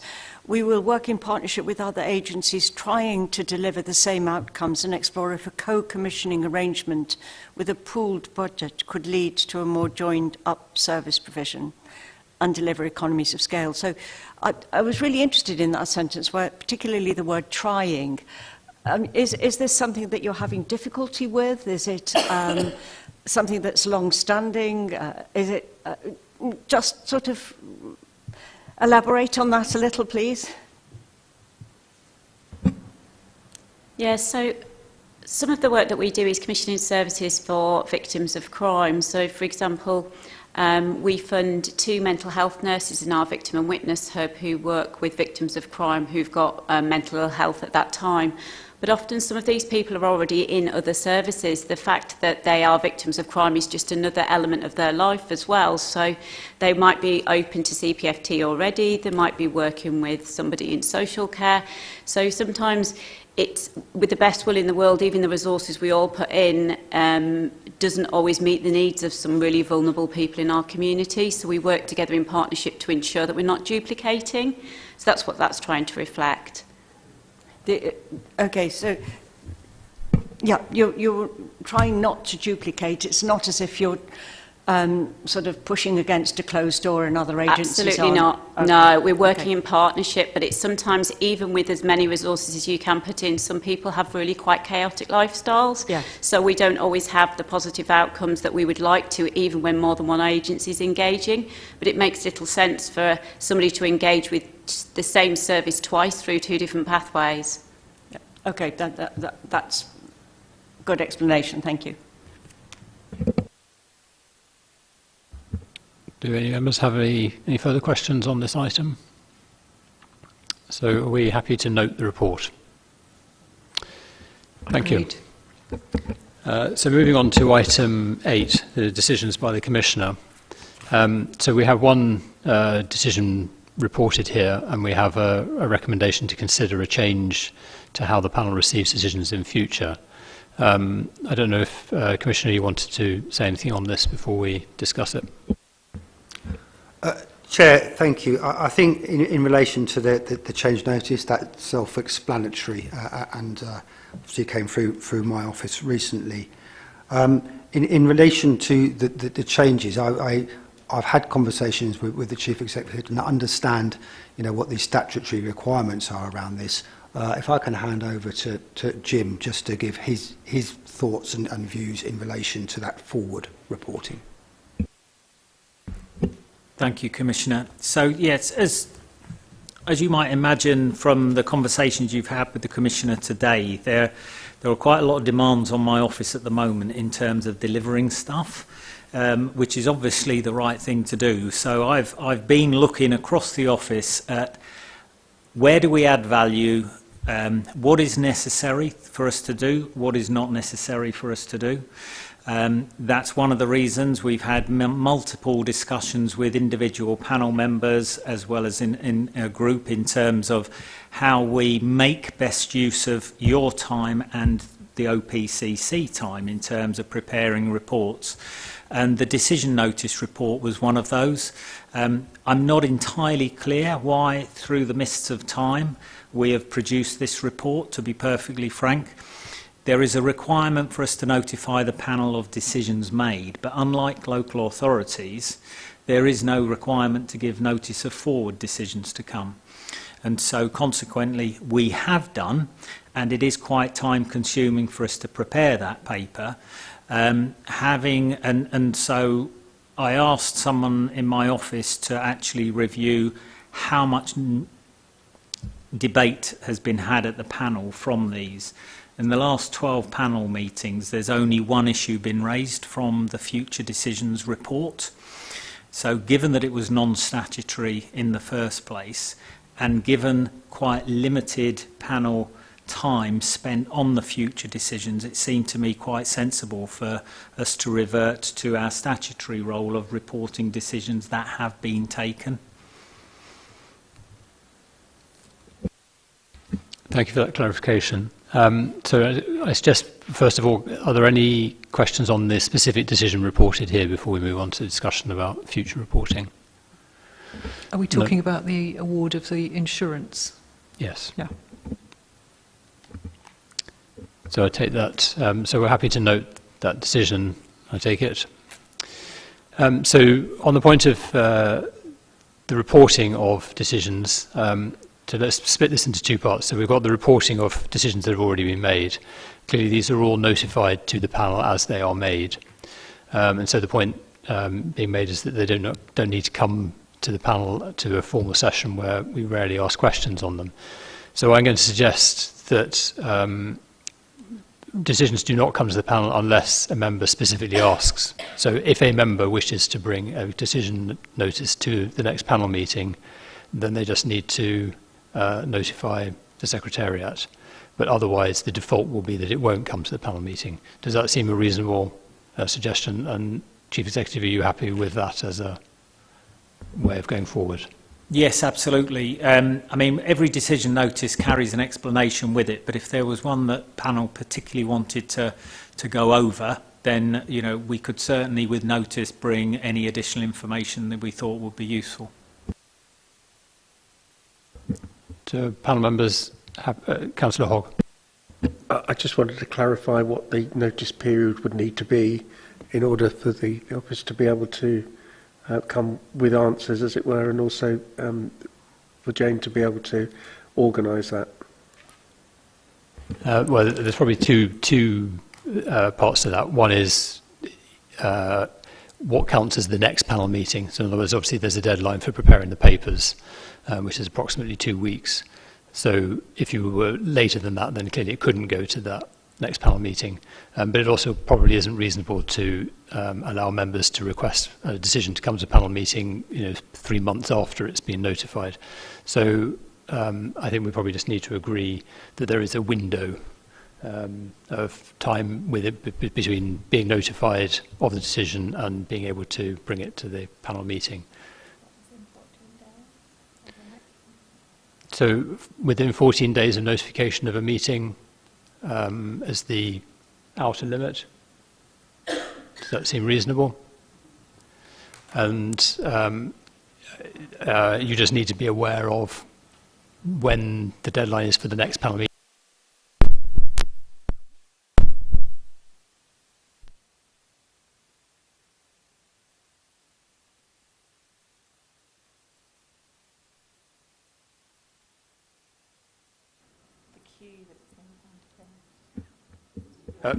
Yeah, it's back on again.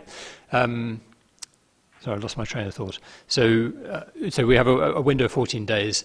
Clearly, the sooner you notify, the more likely it's going to be able to come to the next panel meeting. But if it's too late for that, then it would obviously come to the panel meeting after. So that's Chief Executive Jim Hallett. Yeah, I think that's a helpful guide, but myself and the panel secretariat do discuss all the arrangements. Depending on what the decision notice is about, might depend how readily any additional information will be accessible to me. So, as I say, I think work on the 14-day, but that's not to say we couldn't be able to, respond on if you just happen to be outside of that. Thank you, that's helpful. And clearly bringing it to the panel meeting doesn't necessarily mean that you can provide, or that we can reasonably expect you to have that information available then. It may be that the panel recommends that it come, that more detail comes to the next panel meeting. But I think it's just whether the panel can further question a decision. If anybody has a problem when I've sent one out and they've got a question about it, by all means, obviously get in contact with me, because obviously I'll be in contact with the Commissioner's office and find out if there's if you've got a question, which certain panel members have done in the past, and I'll get an answer back to you straight away. So if you are concerned about something, then please raise that straight away.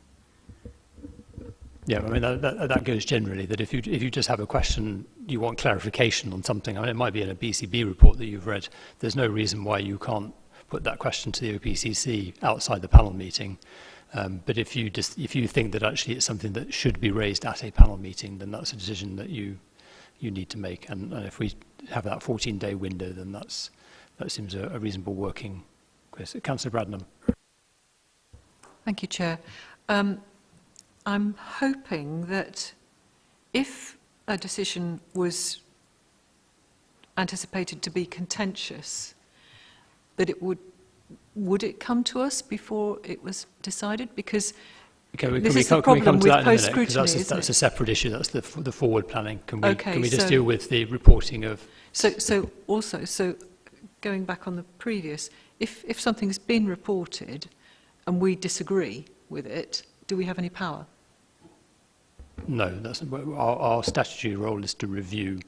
So the point of bringing it to a panel meeting would be to ask the Commissioner to explain why he's made a particular decision. So if we disagree with him, that would be our opportunity to explain why we think that the decision was wrong.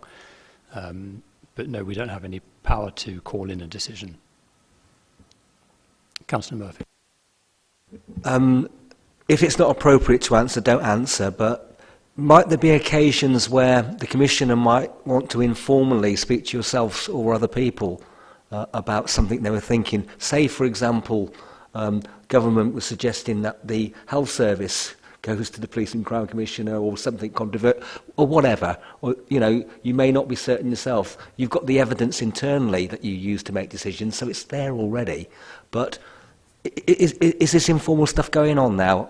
I'm a sub, so I've not been attending the meetings, but I know that's what we were trying to get to. Yes, I can confirm that there is a lot more informal discussion going on. We obviously had an informal meeting specifically about the police and crime plan before that was the final draft was produced. So yes, I think in general the answer is yes to that, but it also means that you are encouraged to contact the OPCC if you have questions that you just want clarification on, and then it is your judgment as to whether it should be brought to a public meeting, because it's a matter of wider interest. Okay, so just focusing on the reporting of past decisions, I'm going to recommend that we request of the OPCC in future that in addition to decisions being notified to the panel as they are made, or to all panel members individually as they are made, the panel members have 14 days from the receipt of that notification to indicate if they would like that decision to be brought to the next panel meeting. Is that, are you all in support of that recommendation? Agreed. Good question. Would Yes. that be to report to the next available panel meeting? Because the decision could be made 16 days before our meeting, Yes. And that could cause the Secretariat a problem. Yeah, Or so the next appropriate panel meeting. Yeah, so we'll need to define next as the next available, unless we think of a better word, next available panel meeting is what that recommendation means. So can you all indicate if you're supportive of that recommendation? I think that's unanimous. Okay, thank you. Okay, so moving on to the perhaps a little more controversial matter of forward planning of decisions. So I was there when the panel decided that it wanted to have sight of decisions going forward, and that was partly to be able to pre-scrutinise important decisions, like, for instance, the Southern Policing Hub, and to be able to understand where in the process big projects like that are, because clearly, if we've asked for a thematic report on something, that may not necessarily for a meeting where. The timing of thematic reports may not coincide well with the decisions, and so we wanted to have a foresight of what questions and what reports we should be requesting on those types of projects. Now, you've pointed out that where the relationship with the Commissioner is good and open and transparent, that shouldn't be a problem, that we will always be aware of what's coming up. But I do think we need to have a formal framework in which those kinds of projects are flagged up and an indication of progress is made to the panel on a regular basis, so that we know whether we should be requesting a specific report on that. So the example was that you were providing a status report on all of the constabulary assets, or actually the OPCC's assets. And that was largely because the previous commissioner, that was what his kind of lead policy was on the more efficient use of existing assets. And so we needed that report on a regular basis to understand, what was the status of each police station that was being reviewed. I don't think that probably is necessary at the moment. I think nearly all decisions have been made about those. But I do think we need to have some definition of what would count as a future decision that's of sufficient significance that the panel should be made aware of it in advance and notified of progress. I don't know if any members have any suggestions for how we might word that. Chief Executive, if you want to suggest. I mean, my feeling is that the new style of reports coming into the panel are going to be servicing this need. The whole way that we have moved away from the recycled Business Coordination Board reports into topic areas that are relevant to the Commissioner's role and your role in that scrutiny. I mean, the legislation says that the panel's role is to review decisions taken and actions taken by the Commissioner. But things like today with the approach to commissioning and grants is the opportunity to get upstream before decisions are made. I think in terms of there was clearly significant background to why the legislation was passed for commissioners to be created in the first place, and that was decisions by a single person as opposed to bodies. So the concept of significant decisions coming for pre-scrutiny and, sits a little bit uncomfortably with me in that context, but I'm only the chief exec, so I will accommodate whatever the commissioner tells me to accommodate. But there is something about, as I say, the value-adding nature of that to date. The Southern Police Station stuff was over every BCB report for the, for a 2-year period. It wasn't as if anything was going to come sneaking up without the panel being aware. Similarly, we'll have an estate strategy, a capital programme coming to the sort of February meeting, so anything big like that will be signalled anyway. All I'm trying to do is run as lean, efficient office, doing the value-added bit, rather than, reporting almost for the sake of reporting. I mean, in terms of the actual decisions taken, there were 4 questions in those 12 meetings. And as I say, for future decisions, there was only one topic which featured all over the other reports. And so it just seems, I just think it seems like there's a significant shift in terms of what I'm trying to do, but the reality is this is just saving some time as opposed to fundamentally changing anything. Do any members or Commissioner, do you have anything to add? Thank you, Chair. So, I mean, obviously I've had conversations with my Chief Executive. We know what the statutory position is, but I set out from the start that, you know, that I want that relationship with this panel. And in order to do that, you need the information that you need to be able to hold me to account for my statutory roles.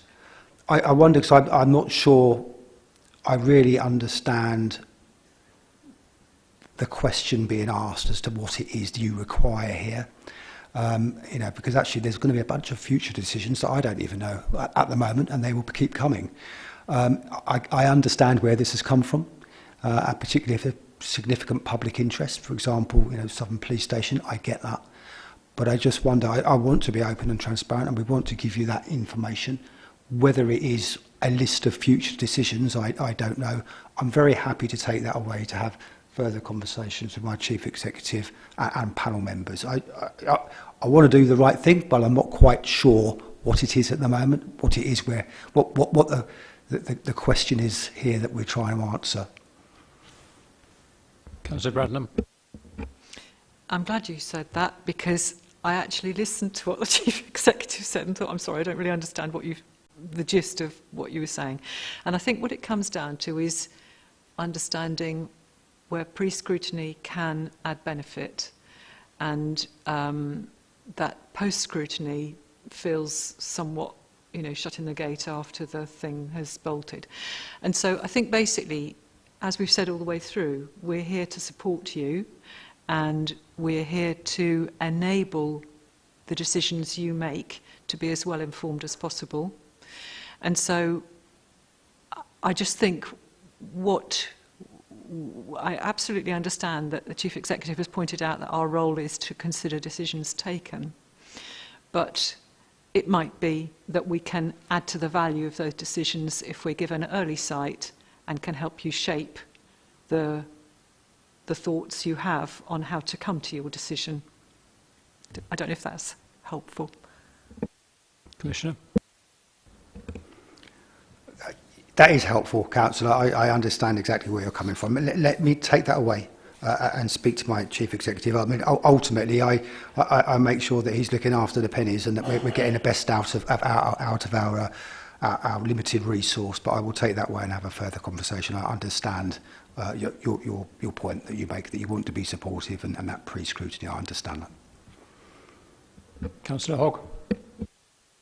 Just say, you know, would it be helpful if the level of detail in the forward report was reduced, and that but to a degree where we could maybe call in extra information if it was something that we felt that was something that we would want to ask questions on, rather than you having to.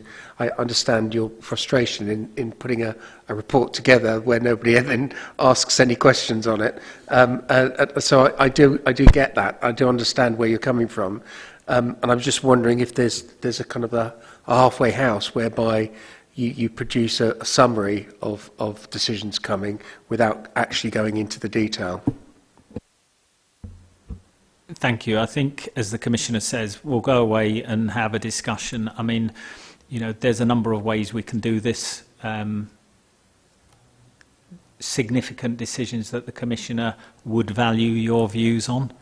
There are significant decisions where they are formally decisions, but they're not decisions, if you see what I mean. You know, signing an insurance contract, you know, when there's hardly any suppliers in the market, it's a big contract, it has to have a decision notice, but there's not really much to discuss with it. So, as I say, there's potentially something we can come up with whereby it's the, you know, potentially, as someone mentioned, the more controversial decisions, something like that. But as I say, I suppose one of the reasons I'm making the point is we're about to approach the budget season. As monitoring officer, there is something in my role, there is something about making sure that everyone is sticking to their statutory responsibilities. And so, as I say, there are some things about, if we don't, we just increase resource that we take from the constabulary budget. And so I think it's just healthy to challenge why are we doing some of these things. And when, as I say, one topic in 12 panel meetings, I thought it was fruitful ground for a bit of a challenge, I suppose. I mean, the fact that there weren't questions on something doesn't mean that it wasn't read and actually helped inform the panel in other ways. I mean, in particular, the area that we need to kind of have a view ahead is on our forward planning. And we talked earlier about needing to synchronise the reports that we're requesting of the OPCC with the work the OPCC is doing anyway.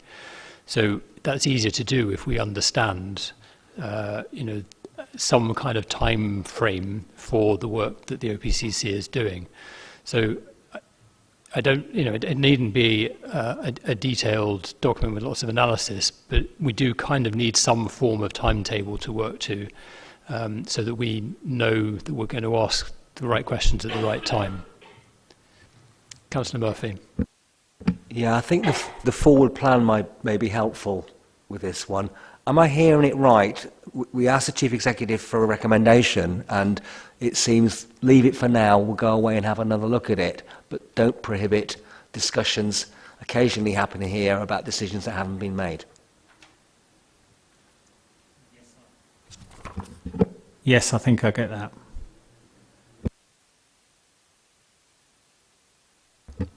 Okay, so the recommendation of the panel then is that we would like to receive some form of notification, advance notification of important decisions or important areas of decision making.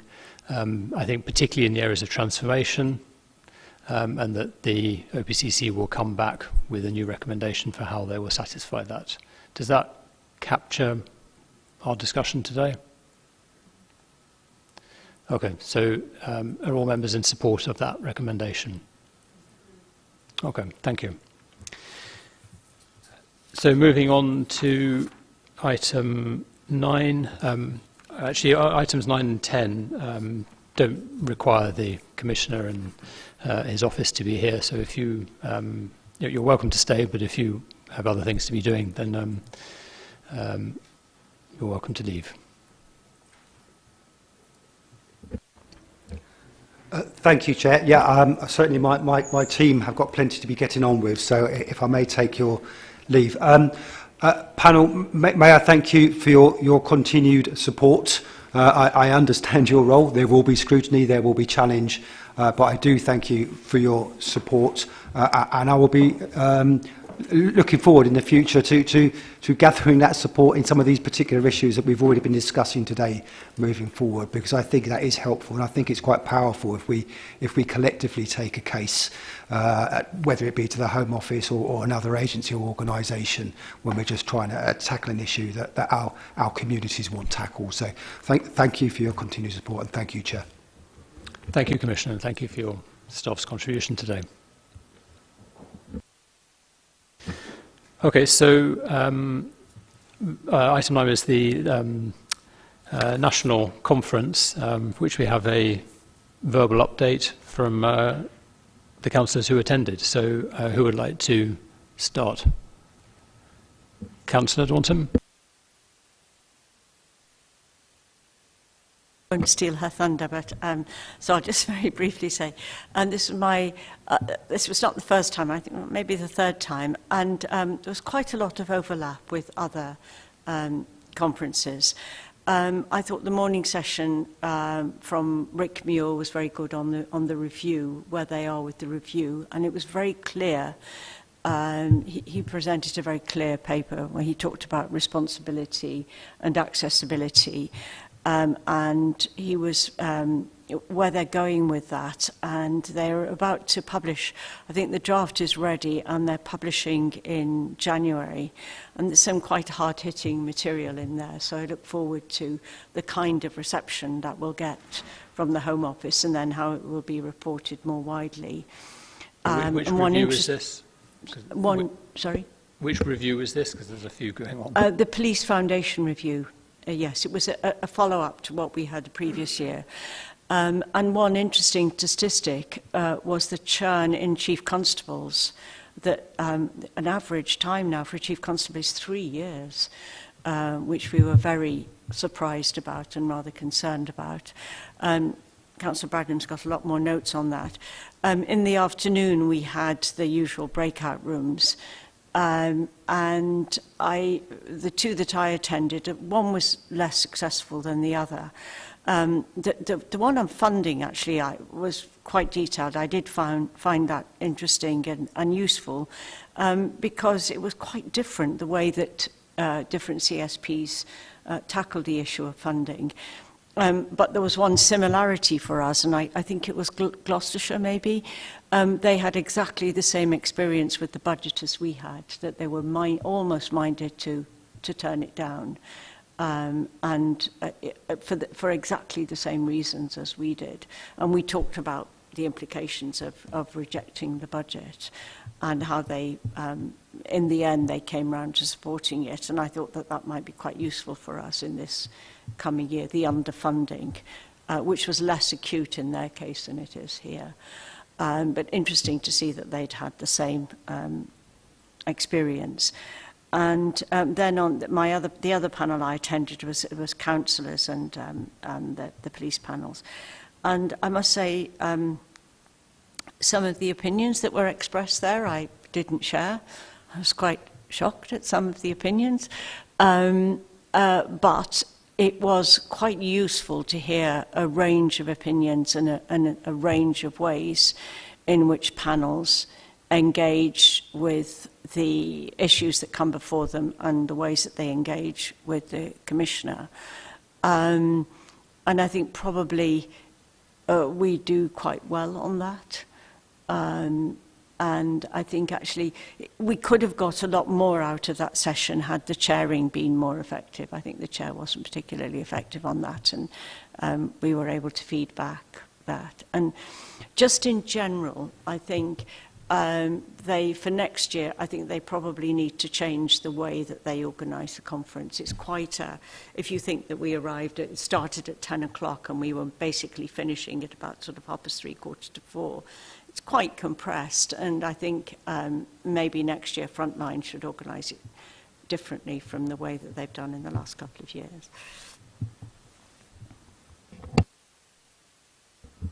Well, Councillor Daunton has given a very succinct summary, as always, and my notes might have been copious, but my thoughts are much more scattered.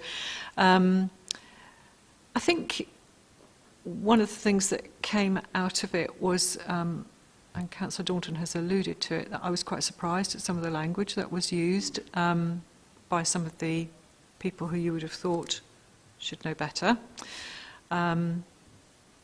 which I noted for them. And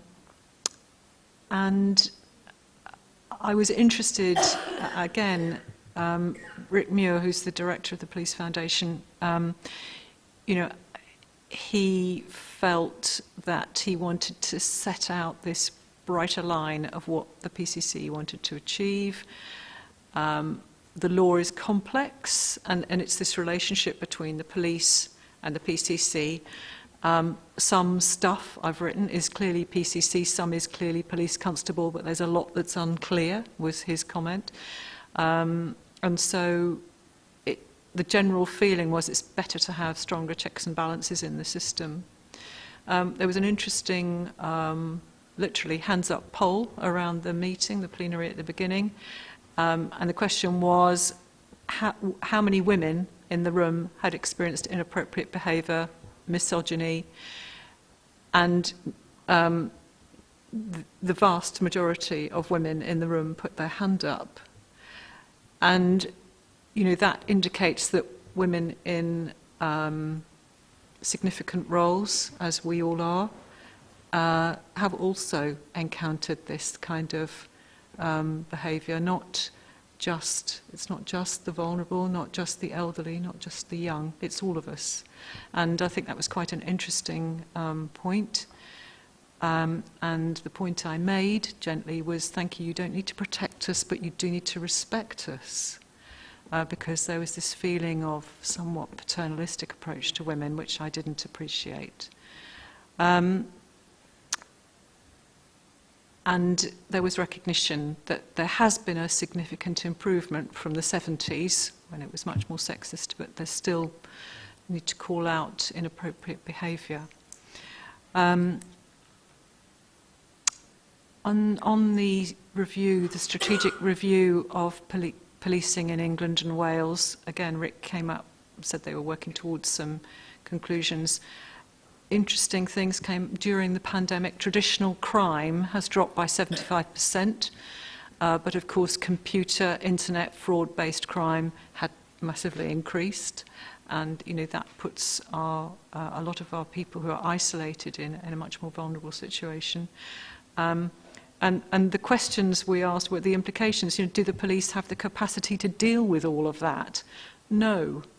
The scale and range of demands is way beyond what the police can respond to. Do the police have the capability to respond? In other words, the knowledge about how to do it? No, not yet. So, you know, there was a recognition that there was lots and lots of training needed in these rather more complicated and more... sorry, I'm not suggesting that the police are not capable of doing complicated analysis. They absolutely are, but this is to do with really specialist skills in internet fraud and that sort of area. So that report was going to come out in January 2022. Some very interesting questions and answers came. The sessions I attended in the afternoon, I went to the Coventry Haven Women's Aid presentation about domestic violence, and much of that session was information that I have heard in different venues, but it's always really telling when you hear it from women about the situations that they have had to feel it necessary to escape from. And the cycle that can lead to violence, and the absolute essential element of breaking it before you can see the behaviours that are going to lead to violence, and to break it before that happens. And you know, just amazing dedication of the people who are running that service. And looking for the warning signs.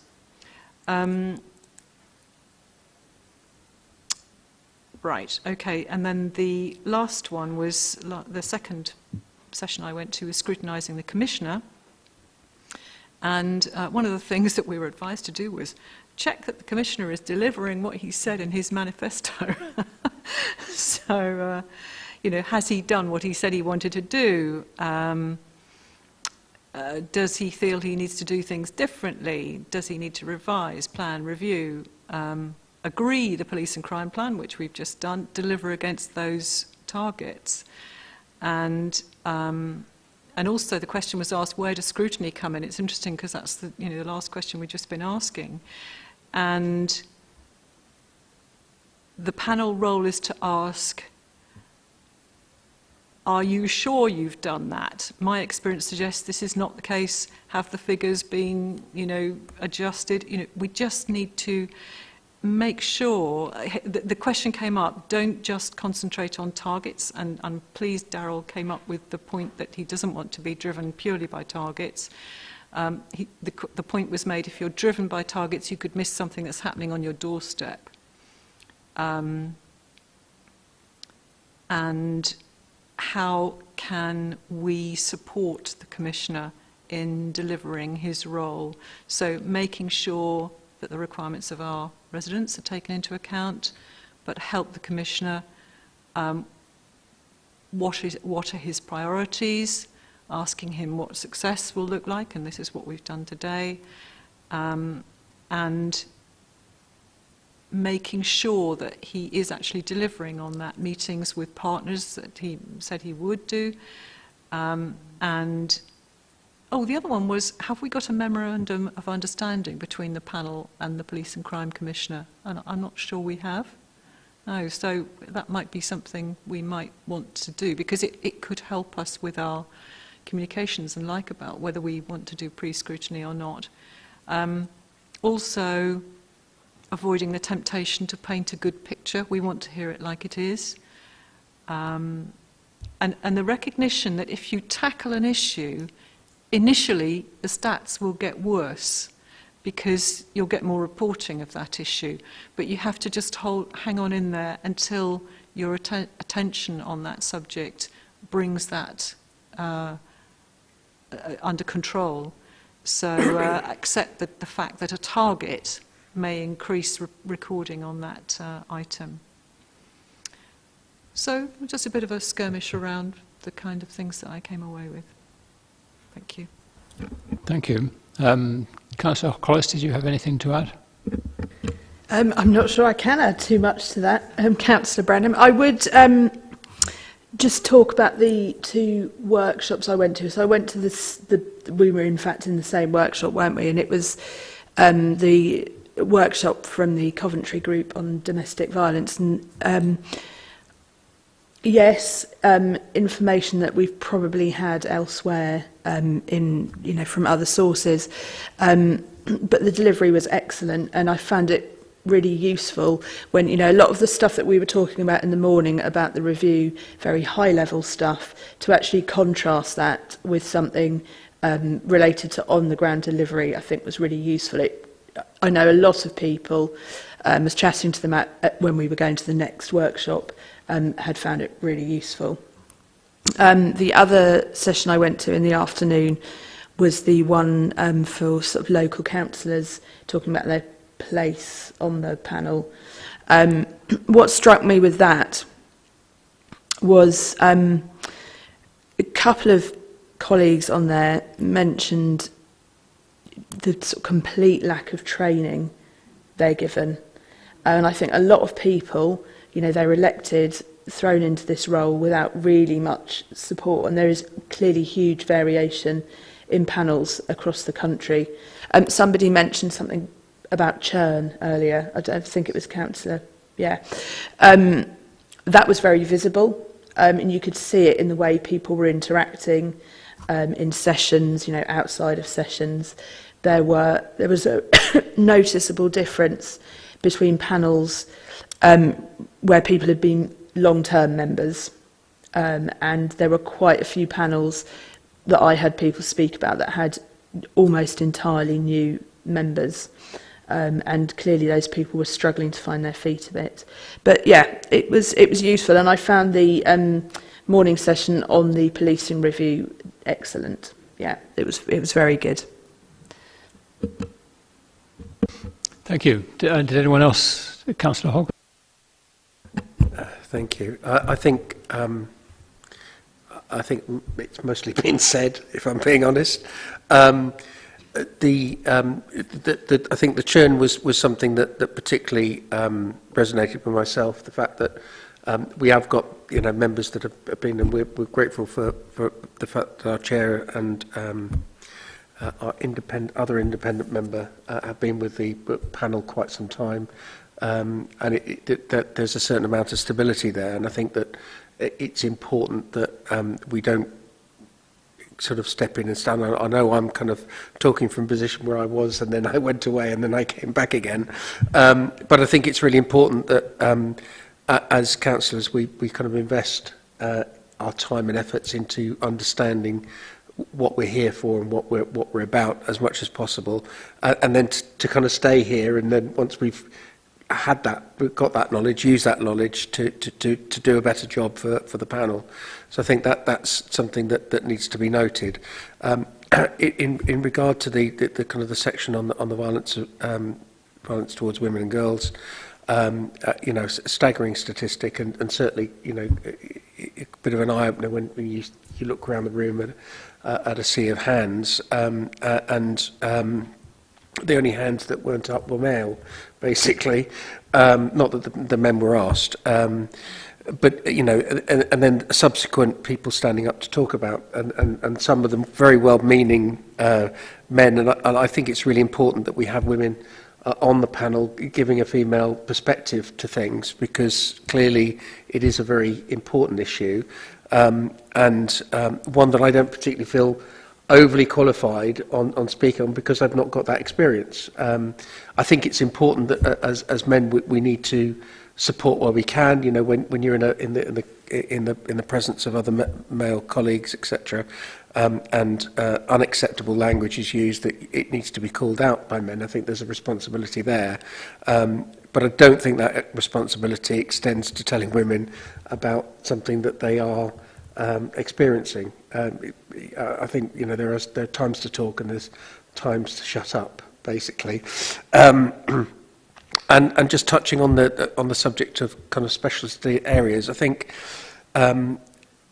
and it's been, I think the Commissioner actually kind of touched on it, not specifically to this matter, but the fact that KPIs and statistics can sometimes generate us moving in a direction that looks good for that particular KPI or statistic, but it may not actually be in the best interests of the community that we are trying to serve.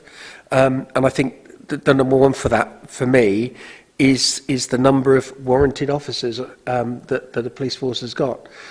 Because you've got this situation where there's a lot of very specialist knowledge needed to tackle certain crimes, and those people are best suited to deal with those, specifically cybercrime. Is it really cost effective?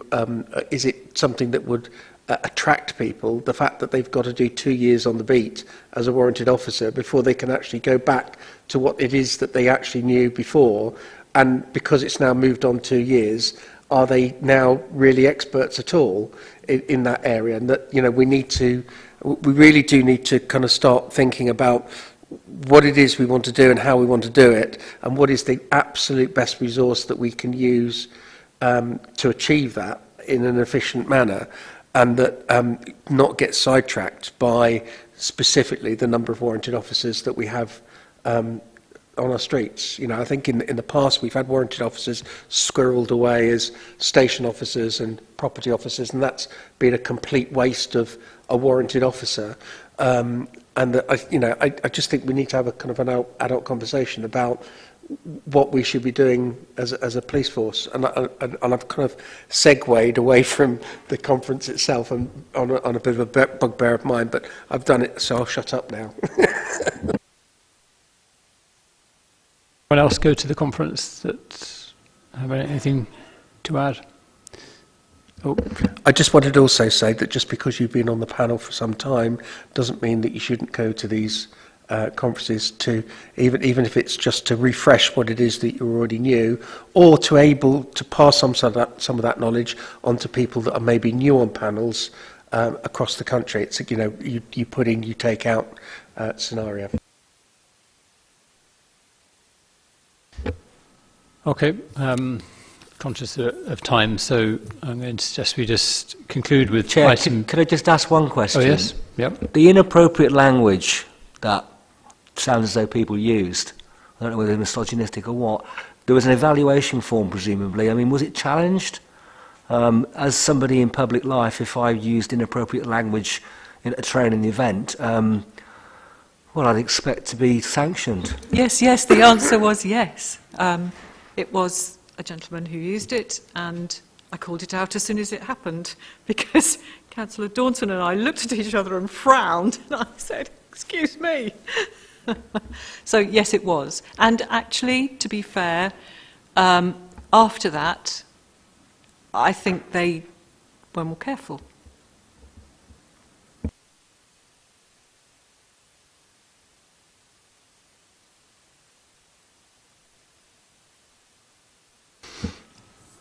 I mean, it is something that I've thought a lot about and had discussions about in our role as a panel in monitoring the Commissioner's conduct. Now, fortunately, we have a Commissioner who I think I have very little concern about his conduct, but we need to be prepared as a panel for having a Commissioner whose conduct isn't beyond criticism, and to have mechanisms in place that we can effectively monitor and call out behaviour, and not rely entirely on whistleblowing, because actually by the time things have got so serious that somebody feels moved to make a formal complaint or use a whistleblower policy, where they're jeopardising their own employment, things have gone way beyond the point where they should have done. So it's a difficult one to challenge, but we need to really work on that. And actually we have complaints coming, or a total review of complaints coming to the panel meeting in March,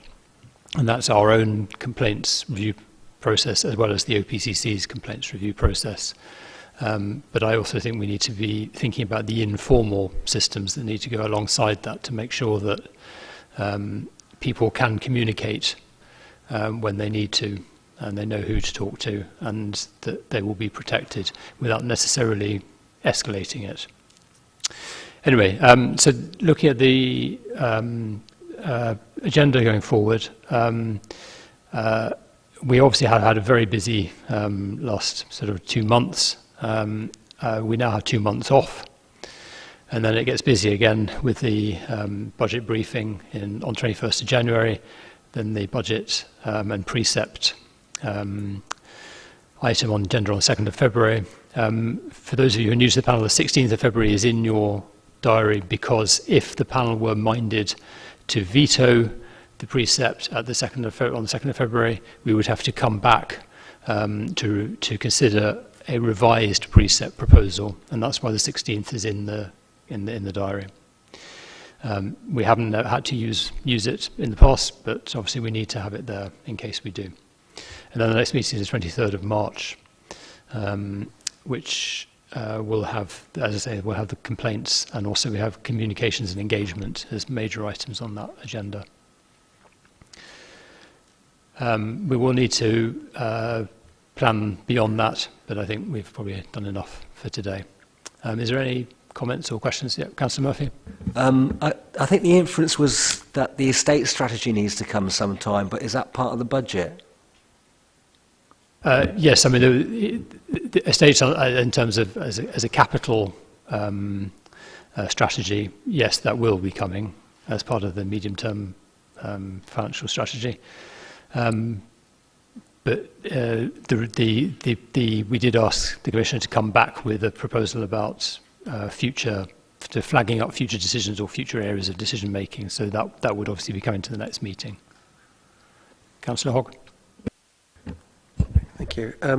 I realise there's an element of a turkey voting for Christmas on this one, but I note the fact that every single one of these meetings is going to be in Peterborough, and I'm mindful of the fact that other members have to travel some distance. Is there some work that could be done? I mean, I know, for instance, in the past that we've been at Huntingdon, and we've also been at the. We've also met at police headquarters as well. I was just wondering if there's been any work done on that. And I'm sure that Jane is like, I've done my best, but nobody's taking my calls or what have you. It is still awkward at the moment because obviously of COVID and stuff, and we're doing streaming from here as well. Once things have come, I mean, people are coming here and booking here because this works so well in here with the ventilation and stuff. So I'm happy to look elsewhere if you want me to. I'm not guaranteeing what I can get that's going to work so well. The streaming can be done and be mobile, I'm told. So we can take it with us if you'd like me to look elsewhere. The panel did previously agree to have meetings in Huntingdon because that was the easiest place on balance for people to get to, but as James just said, that hasn't been available through COVID and isn't likely to be available in the near future. So for now, we're best off with this because it works. I agree. And even though I have to come a long way, a reasonably long way, well, from the other end of the county, I actually find this venue reassuringly airy. So we're going to have COVID for some time. I'm happy we come here. Does everybody feel happy that we're having them here? We'll have to travel wherever we go, so. Yeah, sorry. Well, I'd come to the council chamber, but that's not much better in Fetherland either, is it?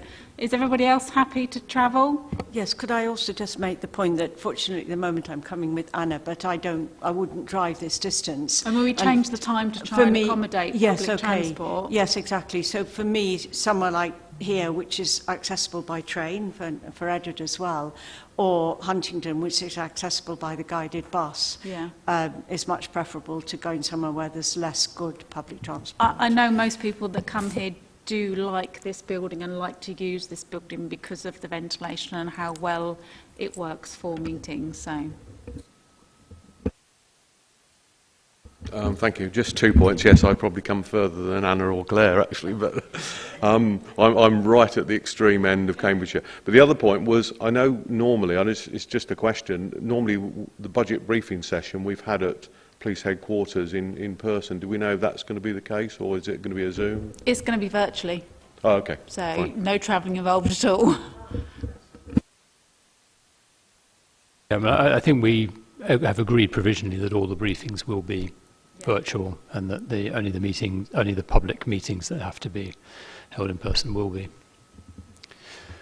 Okay, so I mean we will revisit the venue when appropriate, but for now I think we're sticking with this because it works. Okay, so unless there are any further questions, then I call the meeting to a conclusion. Thank you very much.